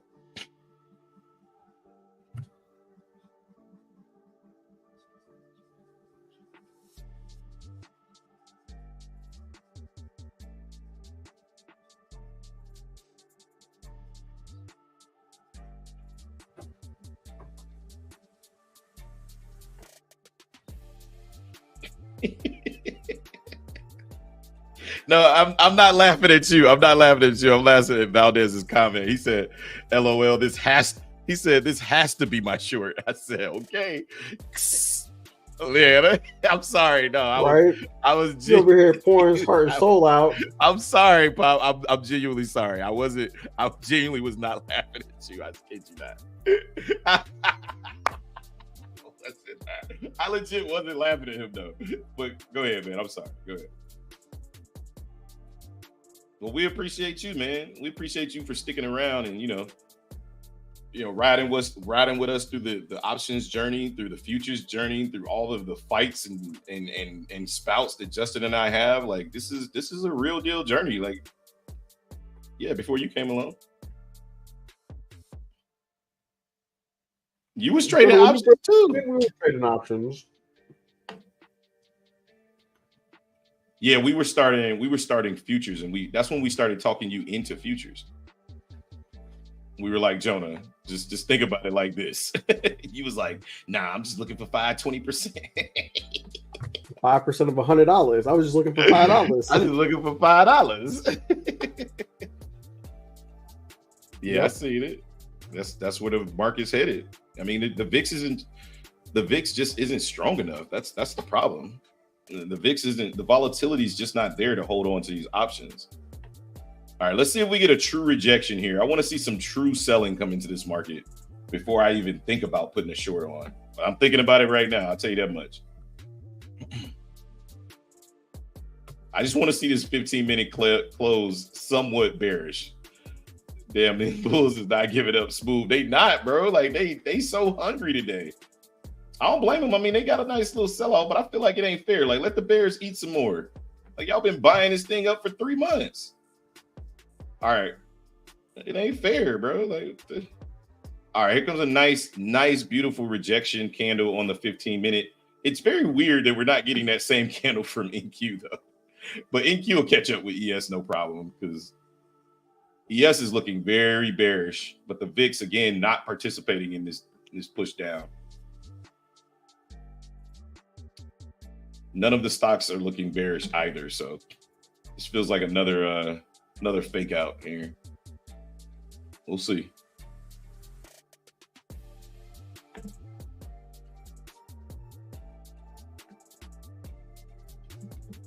Oh my God, Eric! Here comes Eric.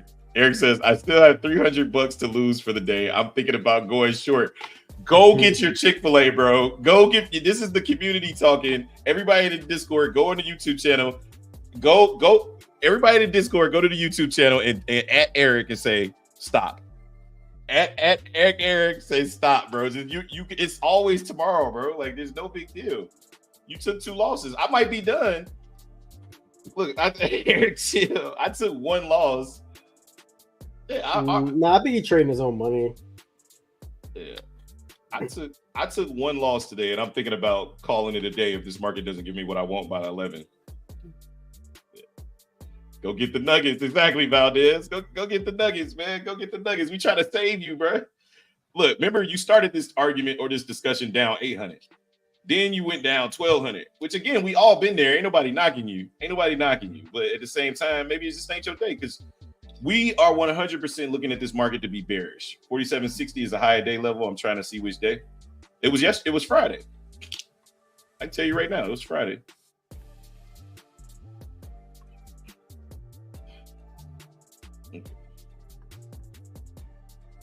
Mm-hmm. It's 200, but yeah.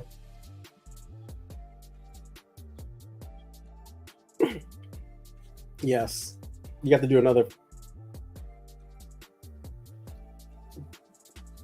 You have to do another 5 days, and you have to do you have to have 30 days of 30 green days, and after 30 green days, 30 total green days. Yeah, then so you can 4 weeks. Not wait.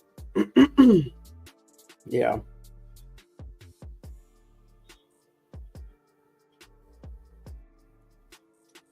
Yes. Yes.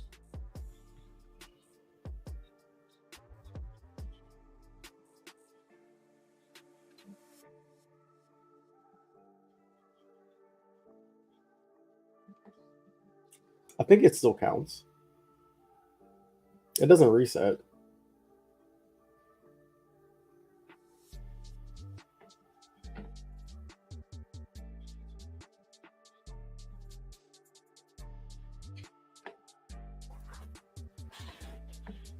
I don't think so, but I would just clarify with them because they'll be able to tell you.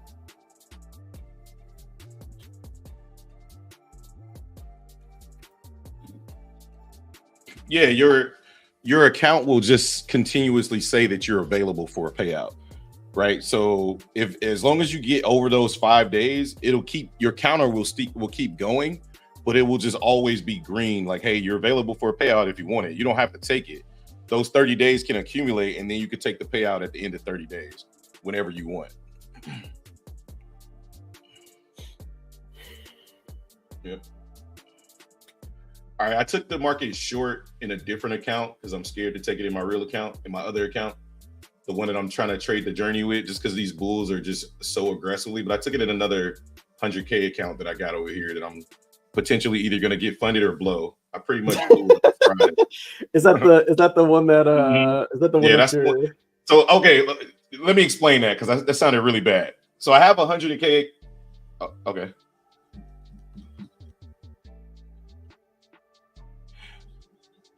No. Listen to. I knew I was going to get clowned for this, so let's listen. So I bought a 100K account a week or so ago from Topstep, and I was like, all right, I'm gonna use this for my journey account. Well, 2 days later, Topstep came out with a 50% off code. So I talked to Justin about it. I said, see, I'm kind of pissed off. He was like, what? I was like, I'm kind of like upset because I'm using this one as my journey account and it's $100 and something a month. I said, I can literally just go balls to the wall on this account. And if I blow it, so what? I could just buy the other one for $50 a month. I was like, and that way, at least I'm locking in at a lower price while I'm doing a small account or small size journey. And, I came to the conclusion it was best to just, if I get both of them funded, great. But I kind of went on tilt the other day in the Europe session, and it was bad. It was like, blown, blah, blah, blah, blah, blah, blah. I was up and then I wasn't. And then I went crazy. So I guess once you start looking at an account, like you just don't really care about it that much, you lose focus on it. You know what I mean?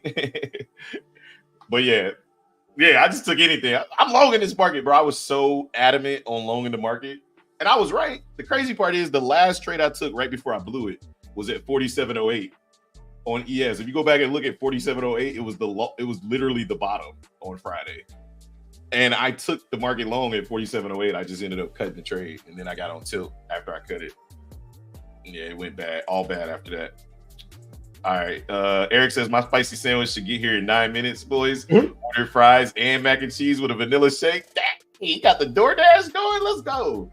I didn't know you could DoorDash. Hello. Let me get Chick-fil-A. Well, let me find out. And it's not that bad. It's just like a little rainy day. Like I said, it's warm. It's like 45 degrees outside. Already feeling good enough to get you another trade. Just thinking about my food. Jonathan, wow. As long as you took that little break right there. Like I said, I took short. Where'd you get? You say what, Jay? Where'd you get short? And 47.58.50. Okay, good. Did you get a better price than me? No, I hate you. Yes, got him again, 40, boys. 40, I'm adding at 47.58. Yeah, I'm adding at 54. I'm adding to this account. I'm trying to take this thing back to 100K. Let's go. My target is 47.39. We just got to break 47.55. That's the level.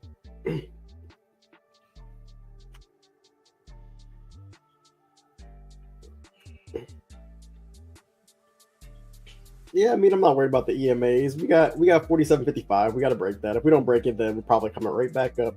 And this is just a pullback to go higher. So, I mean, it is what it is. I'm properly sized. I got my risk. Oh, they just let it go. We'll see what happens. We're coming back up. It is what it is. I know that Chick-fil-A sandwich sound fire. God bless you, brother.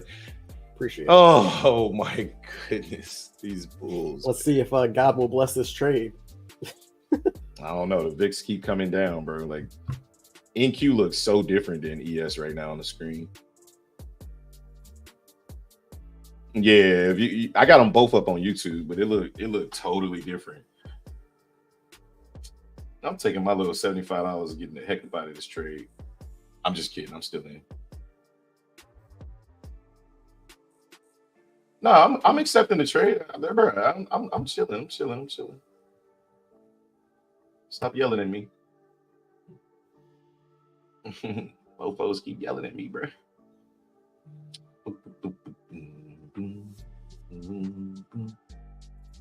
Yeah, this feel like one of them days where the market be like, hey, show them this candle. That'll get them going. show them this rejection. They'll definitely fall for that. All right. Cool, baby.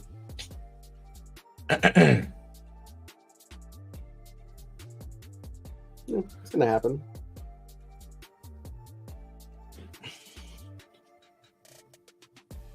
NQ's up 200 points already. Oh, this bounce does not look promising whatsoever. Looks like they come in for my liquidity.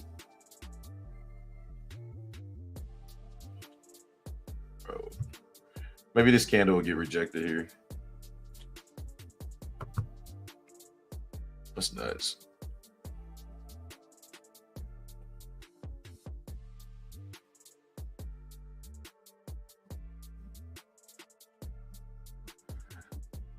Yeah, and the VIX is still not participating.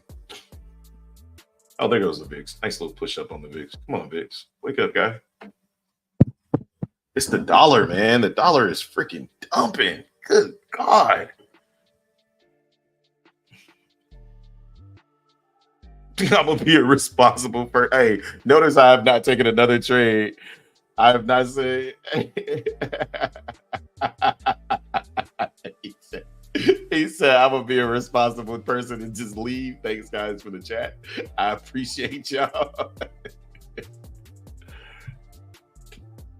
I took this is my third trade, but I'm gonna stop out early. I'm not gonna take a full loss on this one either. If it looks like it's about to go, I can always look to re-enter. I'm out here for break even. I don't like it.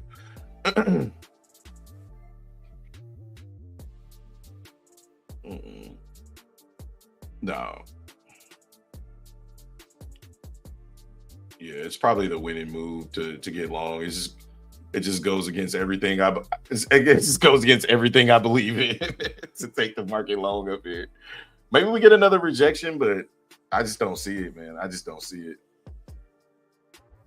All right. I bet. All right. I stopped myself out right there. I went ahead and took another small, tiny loss. Oh no, I'm not reversing the market there. But I'll re-enter if this looks like it's gonna sell back off.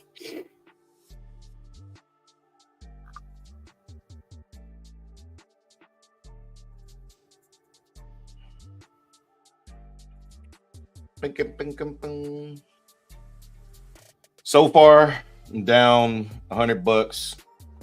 See, this looks all right. No, I got back in. I'm back in. I think this market is about to sell off. I'm back in for one tick higher, which sucks. I think this market's about to sell a little early. That's fine. I'm over here debating on whether or not I want to take it, but we got the confirmation. Yeah, I was in a good position.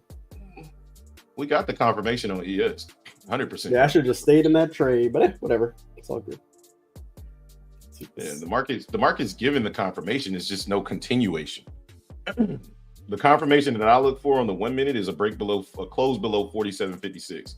We got that. We push back up into the high, and we should sell off here. But on a day like today, the market doesn't really want to follow any rules. So, did you get back in, or did you? Me? Yeah, I got back in. Okay. I took it on my real account this time, so I'm risking the 4 points here. I got it in a point lower than I got before, so I'm at 47.57 this time. I got it in 47.75. I got it literally a tick lower than I got it the first time. I think if I take this loss, I'm probably gonna be done though. I'm kind of with Jonah. Like, this market just feels like it's searching for liquidity today, and I'd rather protect my liquidity. But I like this down to about 47.39 if it sells off.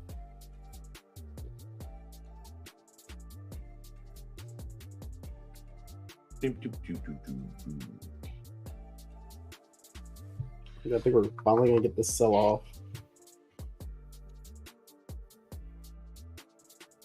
Yeah, we'll see. We gotta get below. This is the level we gotta get below. And the market just failed, so yeah. Now NQ's failing up here too, so that looks much better. Makes me. Yeah, I'm looking at the 15-minute right now. I'm liking it. Yeah, I like it. It's two of them, and then we got this is volume area high on NQ. I think if NQ starts to slam down, we'll get a nice push back into where this trend started, like the 47.40s, 40. That's why I'm targeting 47.39. I'm gonna target 43. 47.43 is gonna be my target. Yeah, it's a good target. Kind of where buyers showed up. It's kind of where VWAP is at. It's December 20th low. I think we can get back down there. Yeah. Oh, okay. Yeah. That's that daily change of character too. That's actually a really good target. Yeah, I'll probably take some contracts off right there too. I like that area. If we just got to get back below the volume area high, like just this area right here is going to be slow. I'm going to go make something to eat. I'll be right back. Mm-hmm. Yeah, we got a drop base drop potentially on the 5. There we go. There's a sweep, but let's see if it can hold, because every time we swept, it's been nothing but take the liquidity and continue going higher. So this sweep has to continue. We got to get back below that trend line too.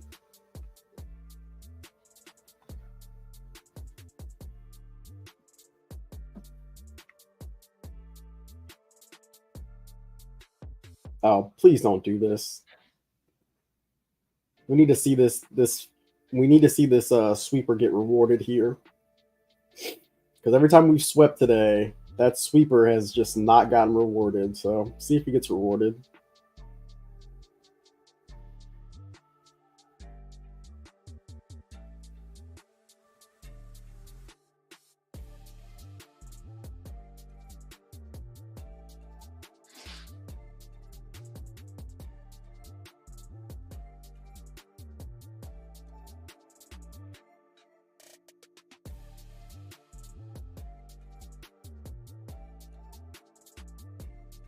Well, let's see what the chat is talking about. That's the sweeper. Looks like he's about to get rewarded. Give me my money back. Finally took it at 670. My Uber driver's 2 minutes away. Gonna go down to the lobby. I went short 2 ES. Yeah, well, I mean, we'll see if this fails. But that sweep, this is not what we wanted to see. Every single time on these sweeps today, the market just came right back up. Like now we've rallied 3 more points, but we'll see. I don't know. I'm cool. I mean, like worst case scenario, I'm down like $100 in the day. Whatever. Best case scenario, this trade works out and we're good. I mean, every rally back up in this area has failed. So like that part is good. Like every time we rally back into here, we fail. We rallied, we failed. We rallied, we're failing. So as long as we continue to fail on the rallies, we're good. But we'll see. I just don't like this sweep that just happened. Every time the market is swept like this, we've came back up today, and this one wasn't any different. But we'll see. I guess the only different context that we have is that every other time that we swept, we rallied and we continued higher. This sweep, we rallied and we failed. So, hopefully, we're just shaking out some weak shorts that got short here, and then we'll continue going down. We'll see.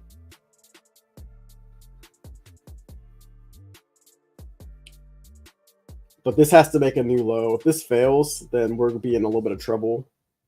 You went long, want the 60s? Yep, that could work. That could definitely work.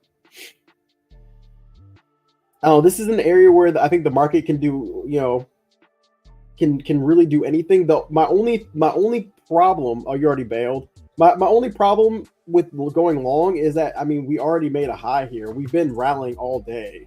So at some point, this market's going to want to test some type of lower prices. At what point, I don't know. But, we'll see. Now it looks like Looks like we're trying to push up again. Kind of seeing a inverse head and shoulders here.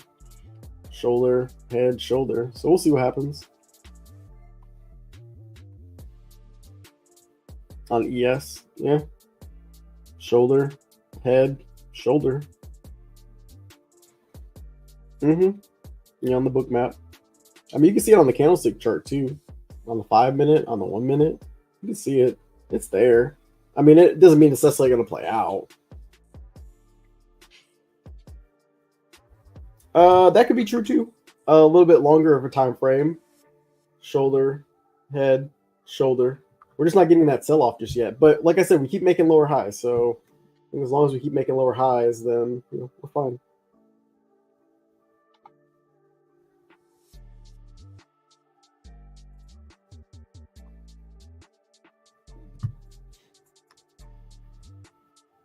Yeah, this trend has been so strong.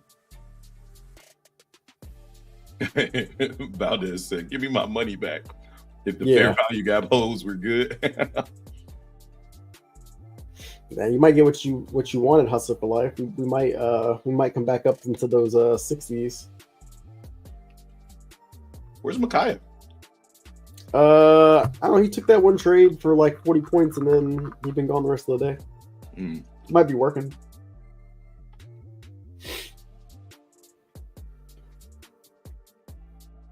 I don't know. Either way, this is my last trade on the day. At least in my account. I actually have a 50K account on Topstep that I'm probably going to trade because that account expires in like 10 days, and I'm up. So I was just going to size up on that account and just mess around. But I'm probably going to blow it, but I'm not too concerned with it.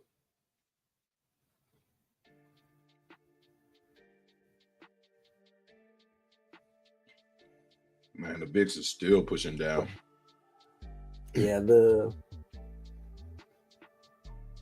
unfortunately, we just have not been able to break down today. The buying has been too aggressive. We did get below some important structure, though. NVIDIA announces new graphics chips for AI personnel computers. There it is right there. Maybe they'll start selling the news now, since they already bought up NVIDIA like crazy. Micaiah said, "Hey fellas, I'm here on and off working. They just squeezing shorts today, so I'm sidelined." Yeah, they are squeezing shorts. They're squeezing us bad. They're squeezing my ass right now. Yeah, I'm getting squeezed as well. He said they're squeezing shorts. I said, shut up. I was about to repeat it too. I was like, damn, pause. Oh, they're squeezing your ass. They're squeezing his ass. Yeah, you said, go ahead, say it again. Say it again. I dare you. Got him, coach. Yeah, that's for life. Looks like your long was a good long for a scalp. That was a good long. He cut it though. Yeah, I know. But so I'm just gonna hit that profit target. Looks like I'm about to be stopped out here. Yeah, we go to 61. I think I'm out. Yeah, 61.75. I'm out. So I took a licking today. No, I'm trying to short this. I'm not long this market. Yeah, I think I'm tapped out right there. Let me see. Yeah, I'm stopped out there.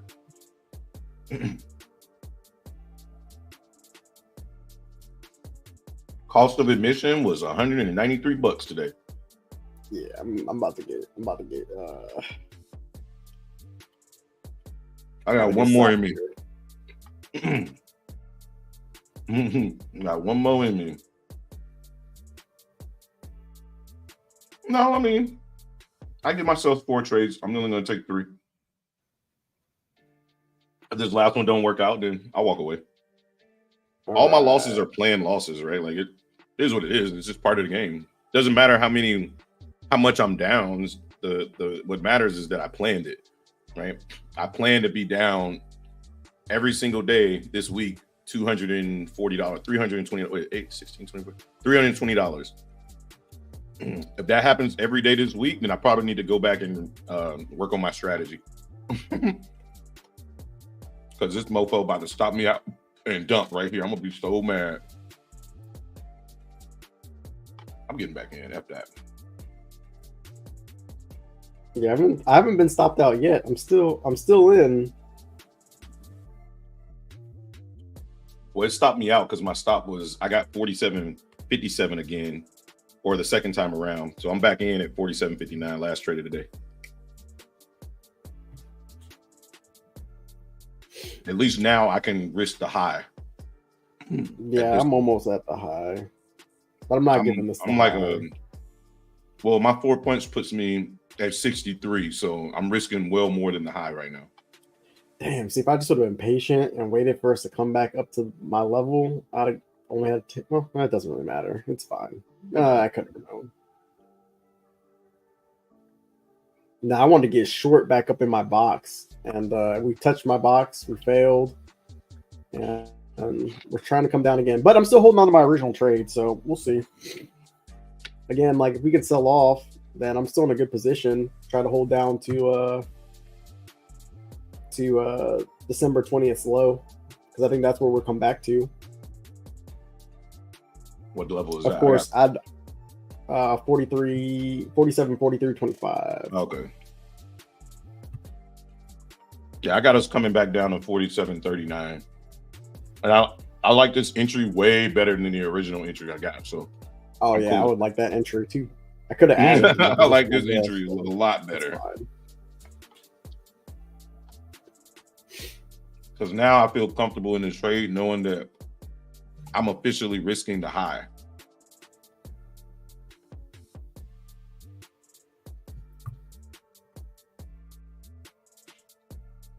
There, I knew he was gonna say something. There goes 60. I fired a double bottom at 15:56. Got out at 58. Didn't wait for 60. I'm back 2.5 points in the red. Gonna start eating. Watch the trade. Yeah. Yeah, that's all we can do at this point. I'm just gonna let this play out. Yeah, well, it looks like we built 30-minute demand down there at 47.39. That's my target for shorts and my target to get long. Oh, 47. Oh, okay. Yeah, I don't know if we're gonna get. I don't know if we're gonna get all the way down there. We might, but I think we do. Market's been buying. They've been buying everything all morning. Somebody gonna start the selling. Right. If we want to go higher, then I'll just be done trading for the day. But I'll be back tomorrow, mofo. Once upon a time, I didn't used to trade Mondays, and now I know why.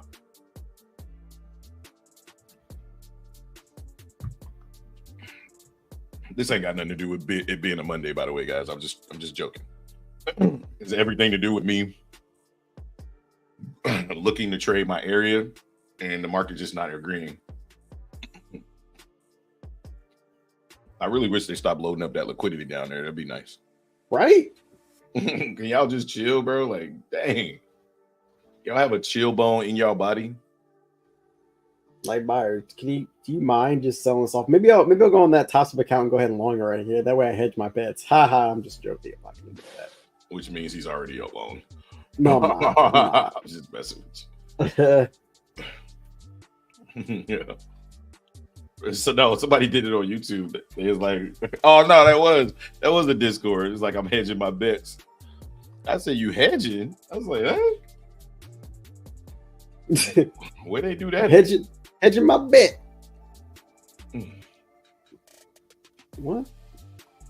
He said, I'm back. Eric said he's back. 2.5 points in the red. Gonna start eating. Watch the trade. All right. Are you long or short, Eric? Oh, he went short 2 cons. Yeah. He short. You got that 55 entry. Yeah, that's.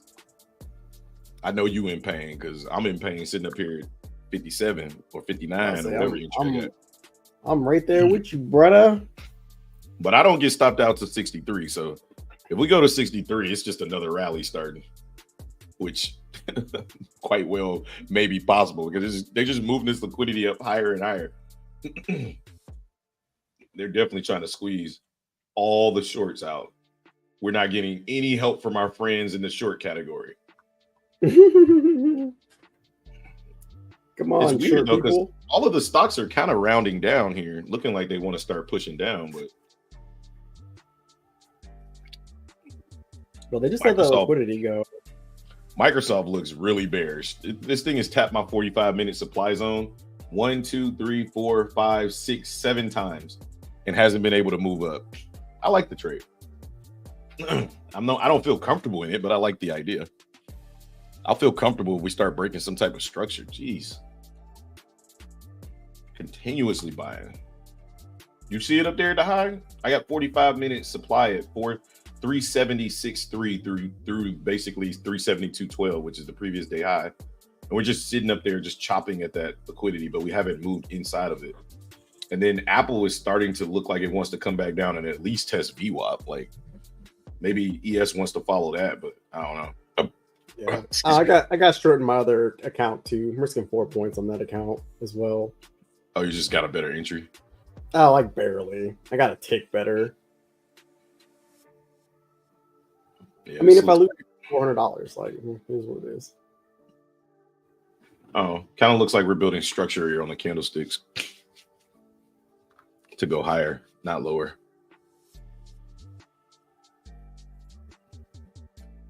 Oh.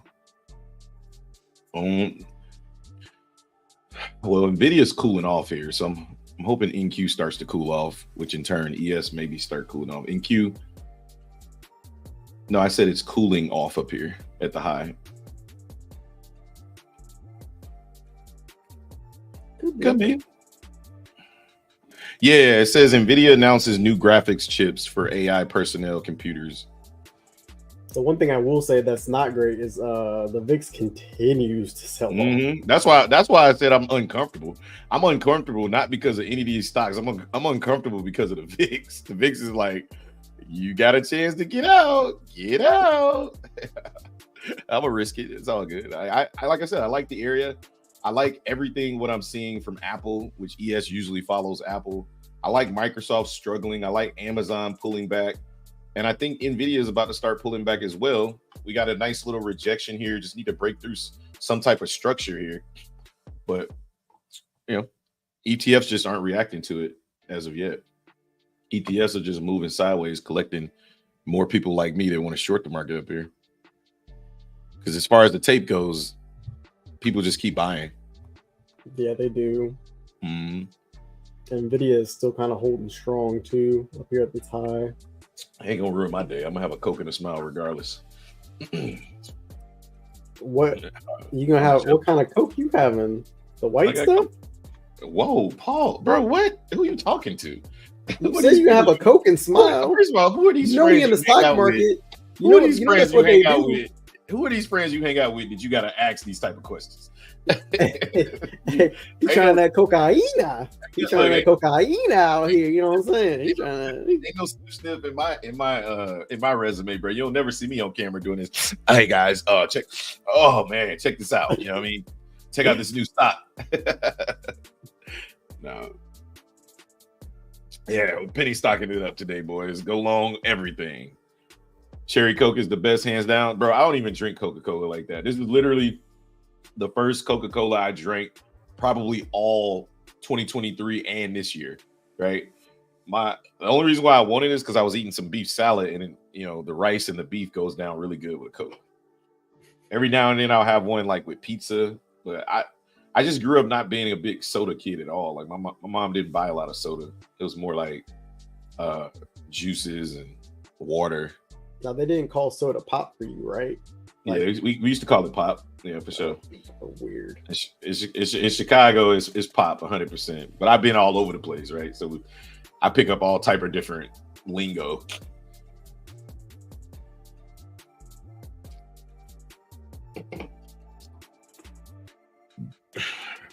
Oh my God, you just shut up. Ain't never played bags. I was like, what? You ain't never played bags? So when people overbid, ain't no penalty for that? Nah. No, it's not the same thing. Books are every time you win a hand. Bags are the penalty you get for underbidding the books. That's what I was trying to tell you. Like, if you bid 4 books, right, between you and your partner, y'all bid, let's say 6, and then y'all get 8, but y'all set us, we get set, but y'all add 2 tallies to that little section that I said bags. If you get 5 bags, then you get set back 50 points. That's all. Twice said it's called Coke in Houston, no matter what No matter what the you flavor, have. So Coke. if you have a Sprite, it's still a Coke, or you call it a Sprite? I think he's talking about just whatever Coke you drinking, no matter what the flavor. You call it pop in St. Louis, yeah, because St. Louis is right next door to Chicago. Like they probably call it. Twice to answer this for me, because I'm be tripped out if you call Coke everything is Coke. Like, hey man, I want a Coke. Oh. Nah, I don't want that Coke. I want the other Coke. Based off his tone. Based off his tone, they give him a Sprite. I want let me get a Coke. Okay, it's a Sprite. Oh, okay, you want a Sprite? All right, man, I got you, bro. Like, wait a minute. Hold on, Houston. Yeah, look, he said all pop is Coke in Houston. Oh no. So how do y'all differentiate? Y'all just don't have any other. Y'all don't have anything else. You can only get Coke. Know when they go to order, they probably say the real name. But when they walking around and they talking on the phone, like, man, what you up to? I'm drinking a pop, or I'm drinking a Coke. I'm sitting down eating some pieces, drinking a Coke. Like, to them, that's the lingo. But I still think that's a little misleading. Because, what if I wanted to bring you some refills? Like, man, I brought you some Coke. Like, man, I don't drink that. I drink Coke. It's like, but I brought you Coke. No, bro, I drink Coke. The one in the green can. Like, you mean Sprite, bro? Yeah, Chicago, we definitely say pop. We definitely say pop. Me and Justin getting cooked in this trade, by the way, in case y'all want to update. We getting cooked. I'm about to shut my trade debate down. Yeah, like I said, this is the last trade I'm taking. Oh, this last trade I'm taking over here too. That's 3. That's 0 for 3 on the day. I'm good. I'm good. 4 for me. So yeah, it's all good though. My losses are small. They're manageable.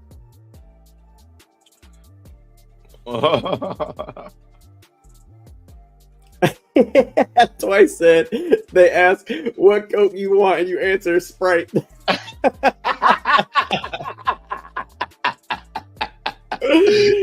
kind of funny in a drive-through. Like, yeah, what kind of Coke you want, sir? Yeah, we get a Sprite. It's like, I'll be in the passenger seat looking at you like, Twice, where are we? This is the Twilight Zone. Like, that is not Sprite, bro. Like, nah, it's Coke. It's Coke. Like, yeah. Here we go, round 2. Gosh. I'm like, point. Oh, we're going up, bro. This thing's about to be stop out session. I'm gonna let it play out.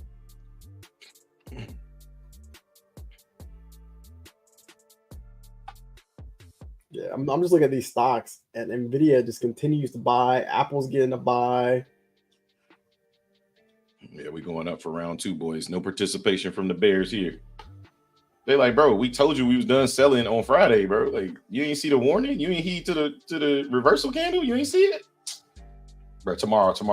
Now watch. Tomorrow, everybody gonna come out trying to long in the market. This market gonna dump out of the sky. This market gonna dump out the sky tomorrow. Watch.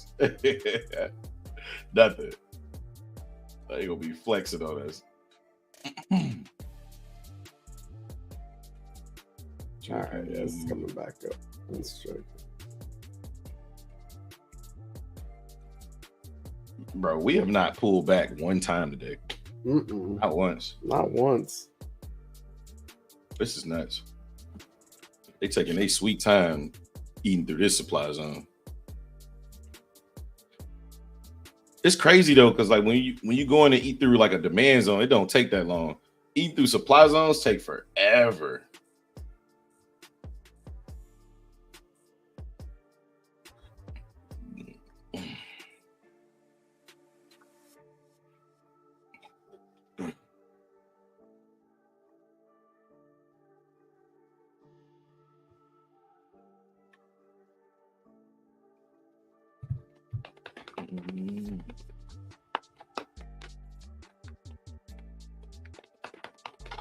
I heard that Bitcoin ETF is coming out today too.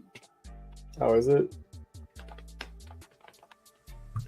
Oh, there's an action. What's the ticker for it? I'm curious. I want to see how it moves. because it should be available for trading today. Mm-hmm. Oh no, not actual Bitcoin, the ETF. There's an actual ETF out for it right now. Mm-hmm.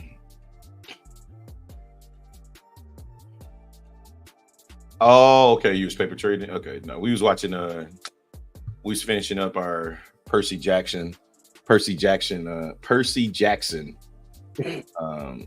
movies. My kids hadn't seen them, so they want to watch Percy Jackson and the Lightning Thief, and then Percy Jackson and the Sea of Monsters. It's fire. You should definitely keep. Yeah, it's pretty. Oh, you don't mess with Disney. I guess Dang, just like my man. Nvidia is continuing to buy. they're like, yeah, this chip news, we not done. Nvidia is buying and it's moving up, but NQ has not moved. Yeah, it has not moved. Yes, it's moving up, but it's also, but like I still view this. I still think a big move to the downside is coming. Like I think so too. I think something violent's gonna come. We may have just mistimed the move, but I still think something. I still think the market's gonna give it up at some point. I'm looking at this CVD, and this CVD is looking real juicy to the downside. If sellers, never mind. I was about to say, I was like, over. I'm watching my A screens, and I'm watching ES. Look, I'm watching ES go crazy. I'm like, I'm watching Apple rather go crazy. I'm like, Apple. Yeah, I'm watching Apple and Nvidia. Yeah. And I'm just like, dang. Crazy. Well, this thing could happen, but yeah, I don't know. This buying is ridiculous. Yeah, this is a beatdown. Billy beatdown. I'm about to get stopped out of this trade. I'm literally again 0.75 points away. But no. On this trade, I was like, I'll just assume the full risk and see what happens. But it's about to take me out here. I'm out for $40, man. Just screw this market. I'm gonna set some alerts to potentially long this market back up at 47.39. I don't know. I don't even want to set an alert to short it. I'm just gonna bounce. I am done trading. What the? Who's that? Who was that? Is that Pop? Is that Pop being a child? All right. Next time you take a loss, look, y'all heard him right. Y'all heard him right. The next time like nutty, like the nutty. Take a loss, I'll be like, oh, Pop. All right.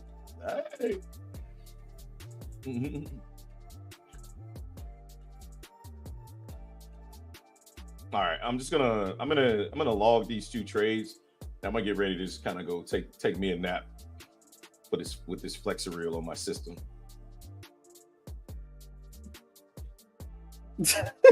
What? Fancy. Oh my god, it's hilarious. We came back out of nowhere. No, he's just waiting on me to get stopped out. When Justin gets stopped out, he's gonna say, "Guac guac."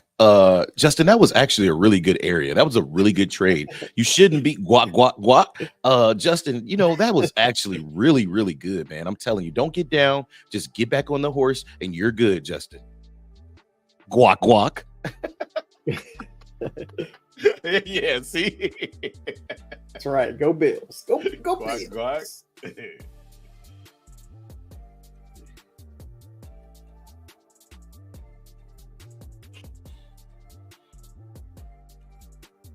Justin's not a Discord community member. He's far from that.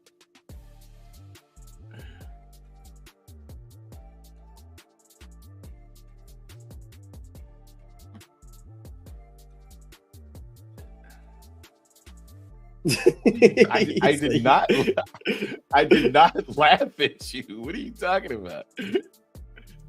It was a terrible time, and I'll give you that. But I wasn't laughing at you. Yeah, he wasn't laughing at you. He was just laughing with you.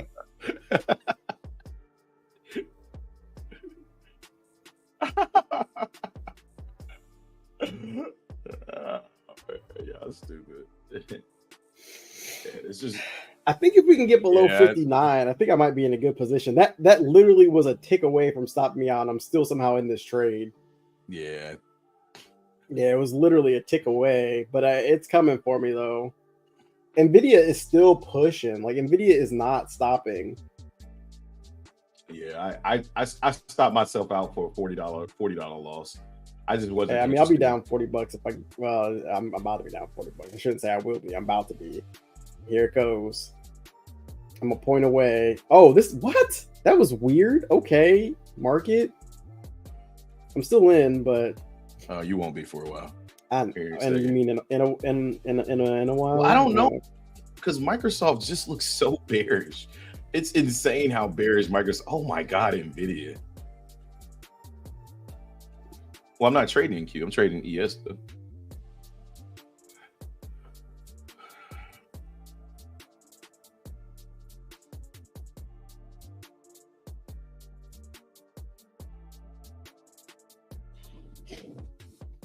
A part of me wants to like move my stop and give myself a little bit more room, but another part of me is like, no, wait, listen. No.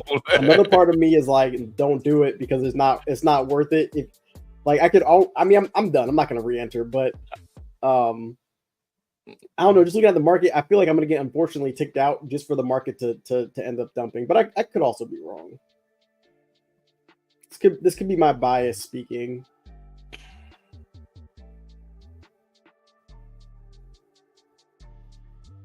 Nah, I'm gonna leave it where it's at. I'll assume the 4 points and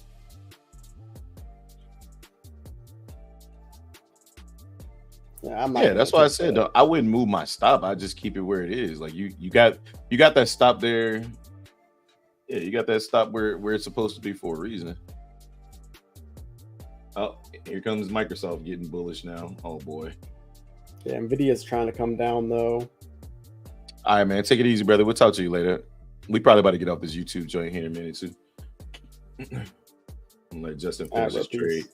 Hey, CJ with the C said it's a trap. Yeah, shorts are trapped right now. Like they just keep trapping more shorts. If it doesn't get blocked by the SEC, Bitcoin on Wednesday. Okay. Yeah, I'm out of that trade. I didn't like what I was seeing from the tape. I don't like the fact that the VIX couldn't get busy. I don't like the fact that the stocks are continuing to push. There was no reason for me to take a full loss there. So I'm probably going to be done trading unless my alert goes off. I'll show you guys where my alert is here and how to set an alert if you've never done it before. But I think, nope, that's not it. That's not it. That's it. Okay. So if you guys have set an alert before, let me know and I'll show you how to make alerts. But I'm looking at this 30-minute demand zone area here for multiple reasons. We got the 50% retracement right there, right at 47.39. We have VWAP that ran through there. We got a break below the daily change of character. All of these confluences right here makes me want to look to long the market back up if we can get a pullback into 47.39. I don't have an area where I would look to short. The only thing I could do is put an alert here and then one right here. If I look to the left, yeah, I could put one here, right there. But other than that, I'm not going to sit here and stare at the market all day and try to take a bunch of trades. I'd rather just have alert set and then let the market do what it's going to do. And then I'll show up if the market gives me a reason to trade it. Look for shorts here. Shorts. And then that way my phone will just beep and I'll get an alert to my email to let me know it's, hey, there's potential shorts. I do think we come down, but Justin moving his stop is a trap. Oh yeah, no, Justin's not going to move his stop. No, I'm not going to move it. I'm not going to move it. I would. Yeah. I'm stopped out there. I wasn't going to move it. I was just saying how I felt like I probably should. Oh, and I got stopped out of my other trade too. Yeah, no, I was just saying how I felt like I should. I want to move it, but I wasn't going to actually move it. So. Yeah, no, I just got stopped out of this other trade that I was trying to take as well for like a $400 loss. So I'm gonna try to take another trade on this account. I'm still looking for shorts, but market continues to push. Yeah, there's just, to me, I'm done looking for the shorts until the VIX decides it wants to participate. If anything, I'll be looking for longs inside of these pullbacks here. If the VIX decides it wants to get a little busy to the upside, then I'll look for shorts. Other than that, to me, there's just no reason as of yet. Not on the tape, not anywhere to look for shorts just yet. Get down here. This daggone magnet. And then we'll say 15-minute longs. 15-minute longs. Yep, today was a tough day. 0 for 4 on the day. That's all good though. Okay, there we go. Boom, bam. All right. So if you guys watch me do that, if you got questions, let me know. But yeah, just waiting on those areas to trigger. For me, I'm pretty much done trading. It's 10:46 over here on my side. I don't know. Jay, you want to stick around or what? No, we can be done. I'm cool with that. All right, cool. Guys, today was, in my opinion, a day where if I had to review my day, which I'm going to right after I get done with this, I'm going to load my trades up and talk about my day. If I had to review my day in a nutshell, I wouldn't say that I fell in love with last week's bias, but I would say that I fell in love with my area and not so being objective about what's actually happening on the chart, right? I knew that I didn't want to trade long, right? Therefore, I had to basically sit here and look for short opportunities, right? All of the short opportunities that normally show up, the patterns that I like to see, the market gave me all of those. It just didn't work out. The 15-minute, I waited for even more confirmation on the 15-minute. We couldn't get it. You look at a higher time frame, though, and you can see that on the 4-hour, this market's been doing nothing but ripping. So hindsight being 2020, today should have been a day where I stayed cash because in regards to the trades I could have taken or that I did take, there was no real confirmation in those trades. But again, this is why I'm sized down. Today was my first day of going up in price. I went up in size. I went 0 for 3 on the day, and I think I'm down. I lost 3 trades on the day, even with the size up. I think I'm down like a little over $200. Let's see. Yeah, I'm down 237 on the day. 0 for 3, lost 225, and the P&L is 237, negative 237. The question I had to ask myself, which I'm kind of glad I took these losses, 3 losses, right? Every single day, I'm willing to lose $240. And I would tell myself that I'm okay with losing $240. Well, the day's over. I'm done trading because I'm down 237. Am I comfortable? Yeah, I'm good. I'm about to go have a Coke and a smile. Like, I'm not frustrated at all. I'm not tilted, none the least. I know that my strategy works. I know that today I was trading my strategy on higher time frames, supply and demand zones. I was trading off the tape. It just didn't work out. I'm not going to go back down in size because that's a good outlook on what exactly I'm doing in my process. Can I handle the size? Yeah, it's 4 micros. I've been in 4 minis before, right? The question is, if you're comfortable with what you're losing every day, then you're on the right path. If you only focus on the winning days, right, and you're only comfortable with winning X amount of dollars, then you're on the wrong path. Be comfortable with the losses. And that today I proved to myself that I'm more than comfortable with the losses. So, Jay, you got anything? Yeah, I'm 0 for 4 on the day. I guess technically 0 for 5 if you count this other account, but this account is about to be. It is this. I don't care about this other account, but yeah, I mean, I'm right there with you. Like, I'm down $100. It's not, to me, it's not so much about the money. It's more so about the fact that I'm down like 10 points on the day, right? Like, and I'm not tripping about it. Like I've said, I'm not tilted. And you know, I think for people who say, well, it's not the, it's more about, I just hate losing consecutively and it's not about the money. I would say, have you tried to size down and see if it's really not about the money? Because I know if I was, if I lost 4 trades and I was down $1,000, I would definitely be tilted right now. And, you know, I lost 4 trades and I'm down 100 and I'm not tilted. And, you know, just like Hobbs said, I took 4 quality trades in my opinion, and it just didn't work out. It just didn't work out. It is, right? And as long as I'm doing that, then I'm perfectly cool. Like, I think that's where everybody should try to get to. And, you know, whether your size is 5 or 10, as long as you can take losses and they're planned, you had your risk to reward and everything that you can control, you controlled it, then you can't be mad if you lost. Because at the end of the day, the market is legit just it's a game of probabilities, right? Today, it wasn't in my favor. Last week it was, and I traded well last week. So, you know, it's all good. I just put some tokens into the machine and I lost them, and, you know, I'll try again tomorrow. It's no big deal. So, and in the grand scheme of things, the ratio still stands king, right? I have a 3-to-1, 4-to-1 risk reward ratio, which means that every single trade I took last week, I was getting between a 3-to-1 and a 4-to-1, which means I was giving myself more free trades. Now, due to the fact that I did size up, I probably took away from some of those trades, but in the grand scheme of things, I'm still up $1,300 on the month, right? So it's not a really big deal, right? I'm just looking at tomorrow. Okay, I come in tomorrow. All right, cool. Let me go take the same trades. If that doesn't work out, then I'll go back to sizing down on Wednesday or Thursday, where I'm like, okay, what am I doing wrong in regards to my strategy? But yeah, I probably won't change my size. I'll probably stay.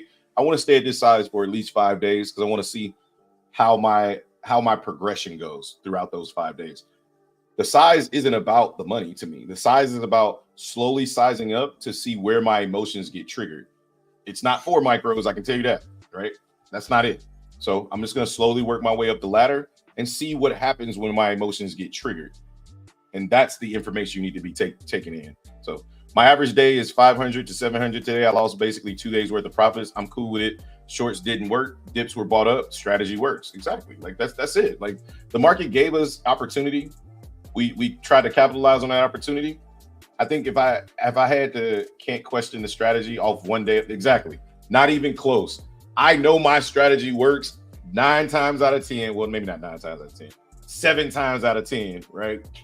And those 3 times that it don't work, that's cool. I'll take those losses. Tomorrow, I'll be back at it again. So that being said, ladies and gentlemen, that guy over there is Jay Seals. Make sure you tip the barbers, aka hit the like and subscribe button on your way out. And that guy over there is Jay Seals. My name is T Hobbs, and this is the Trader Shop, man.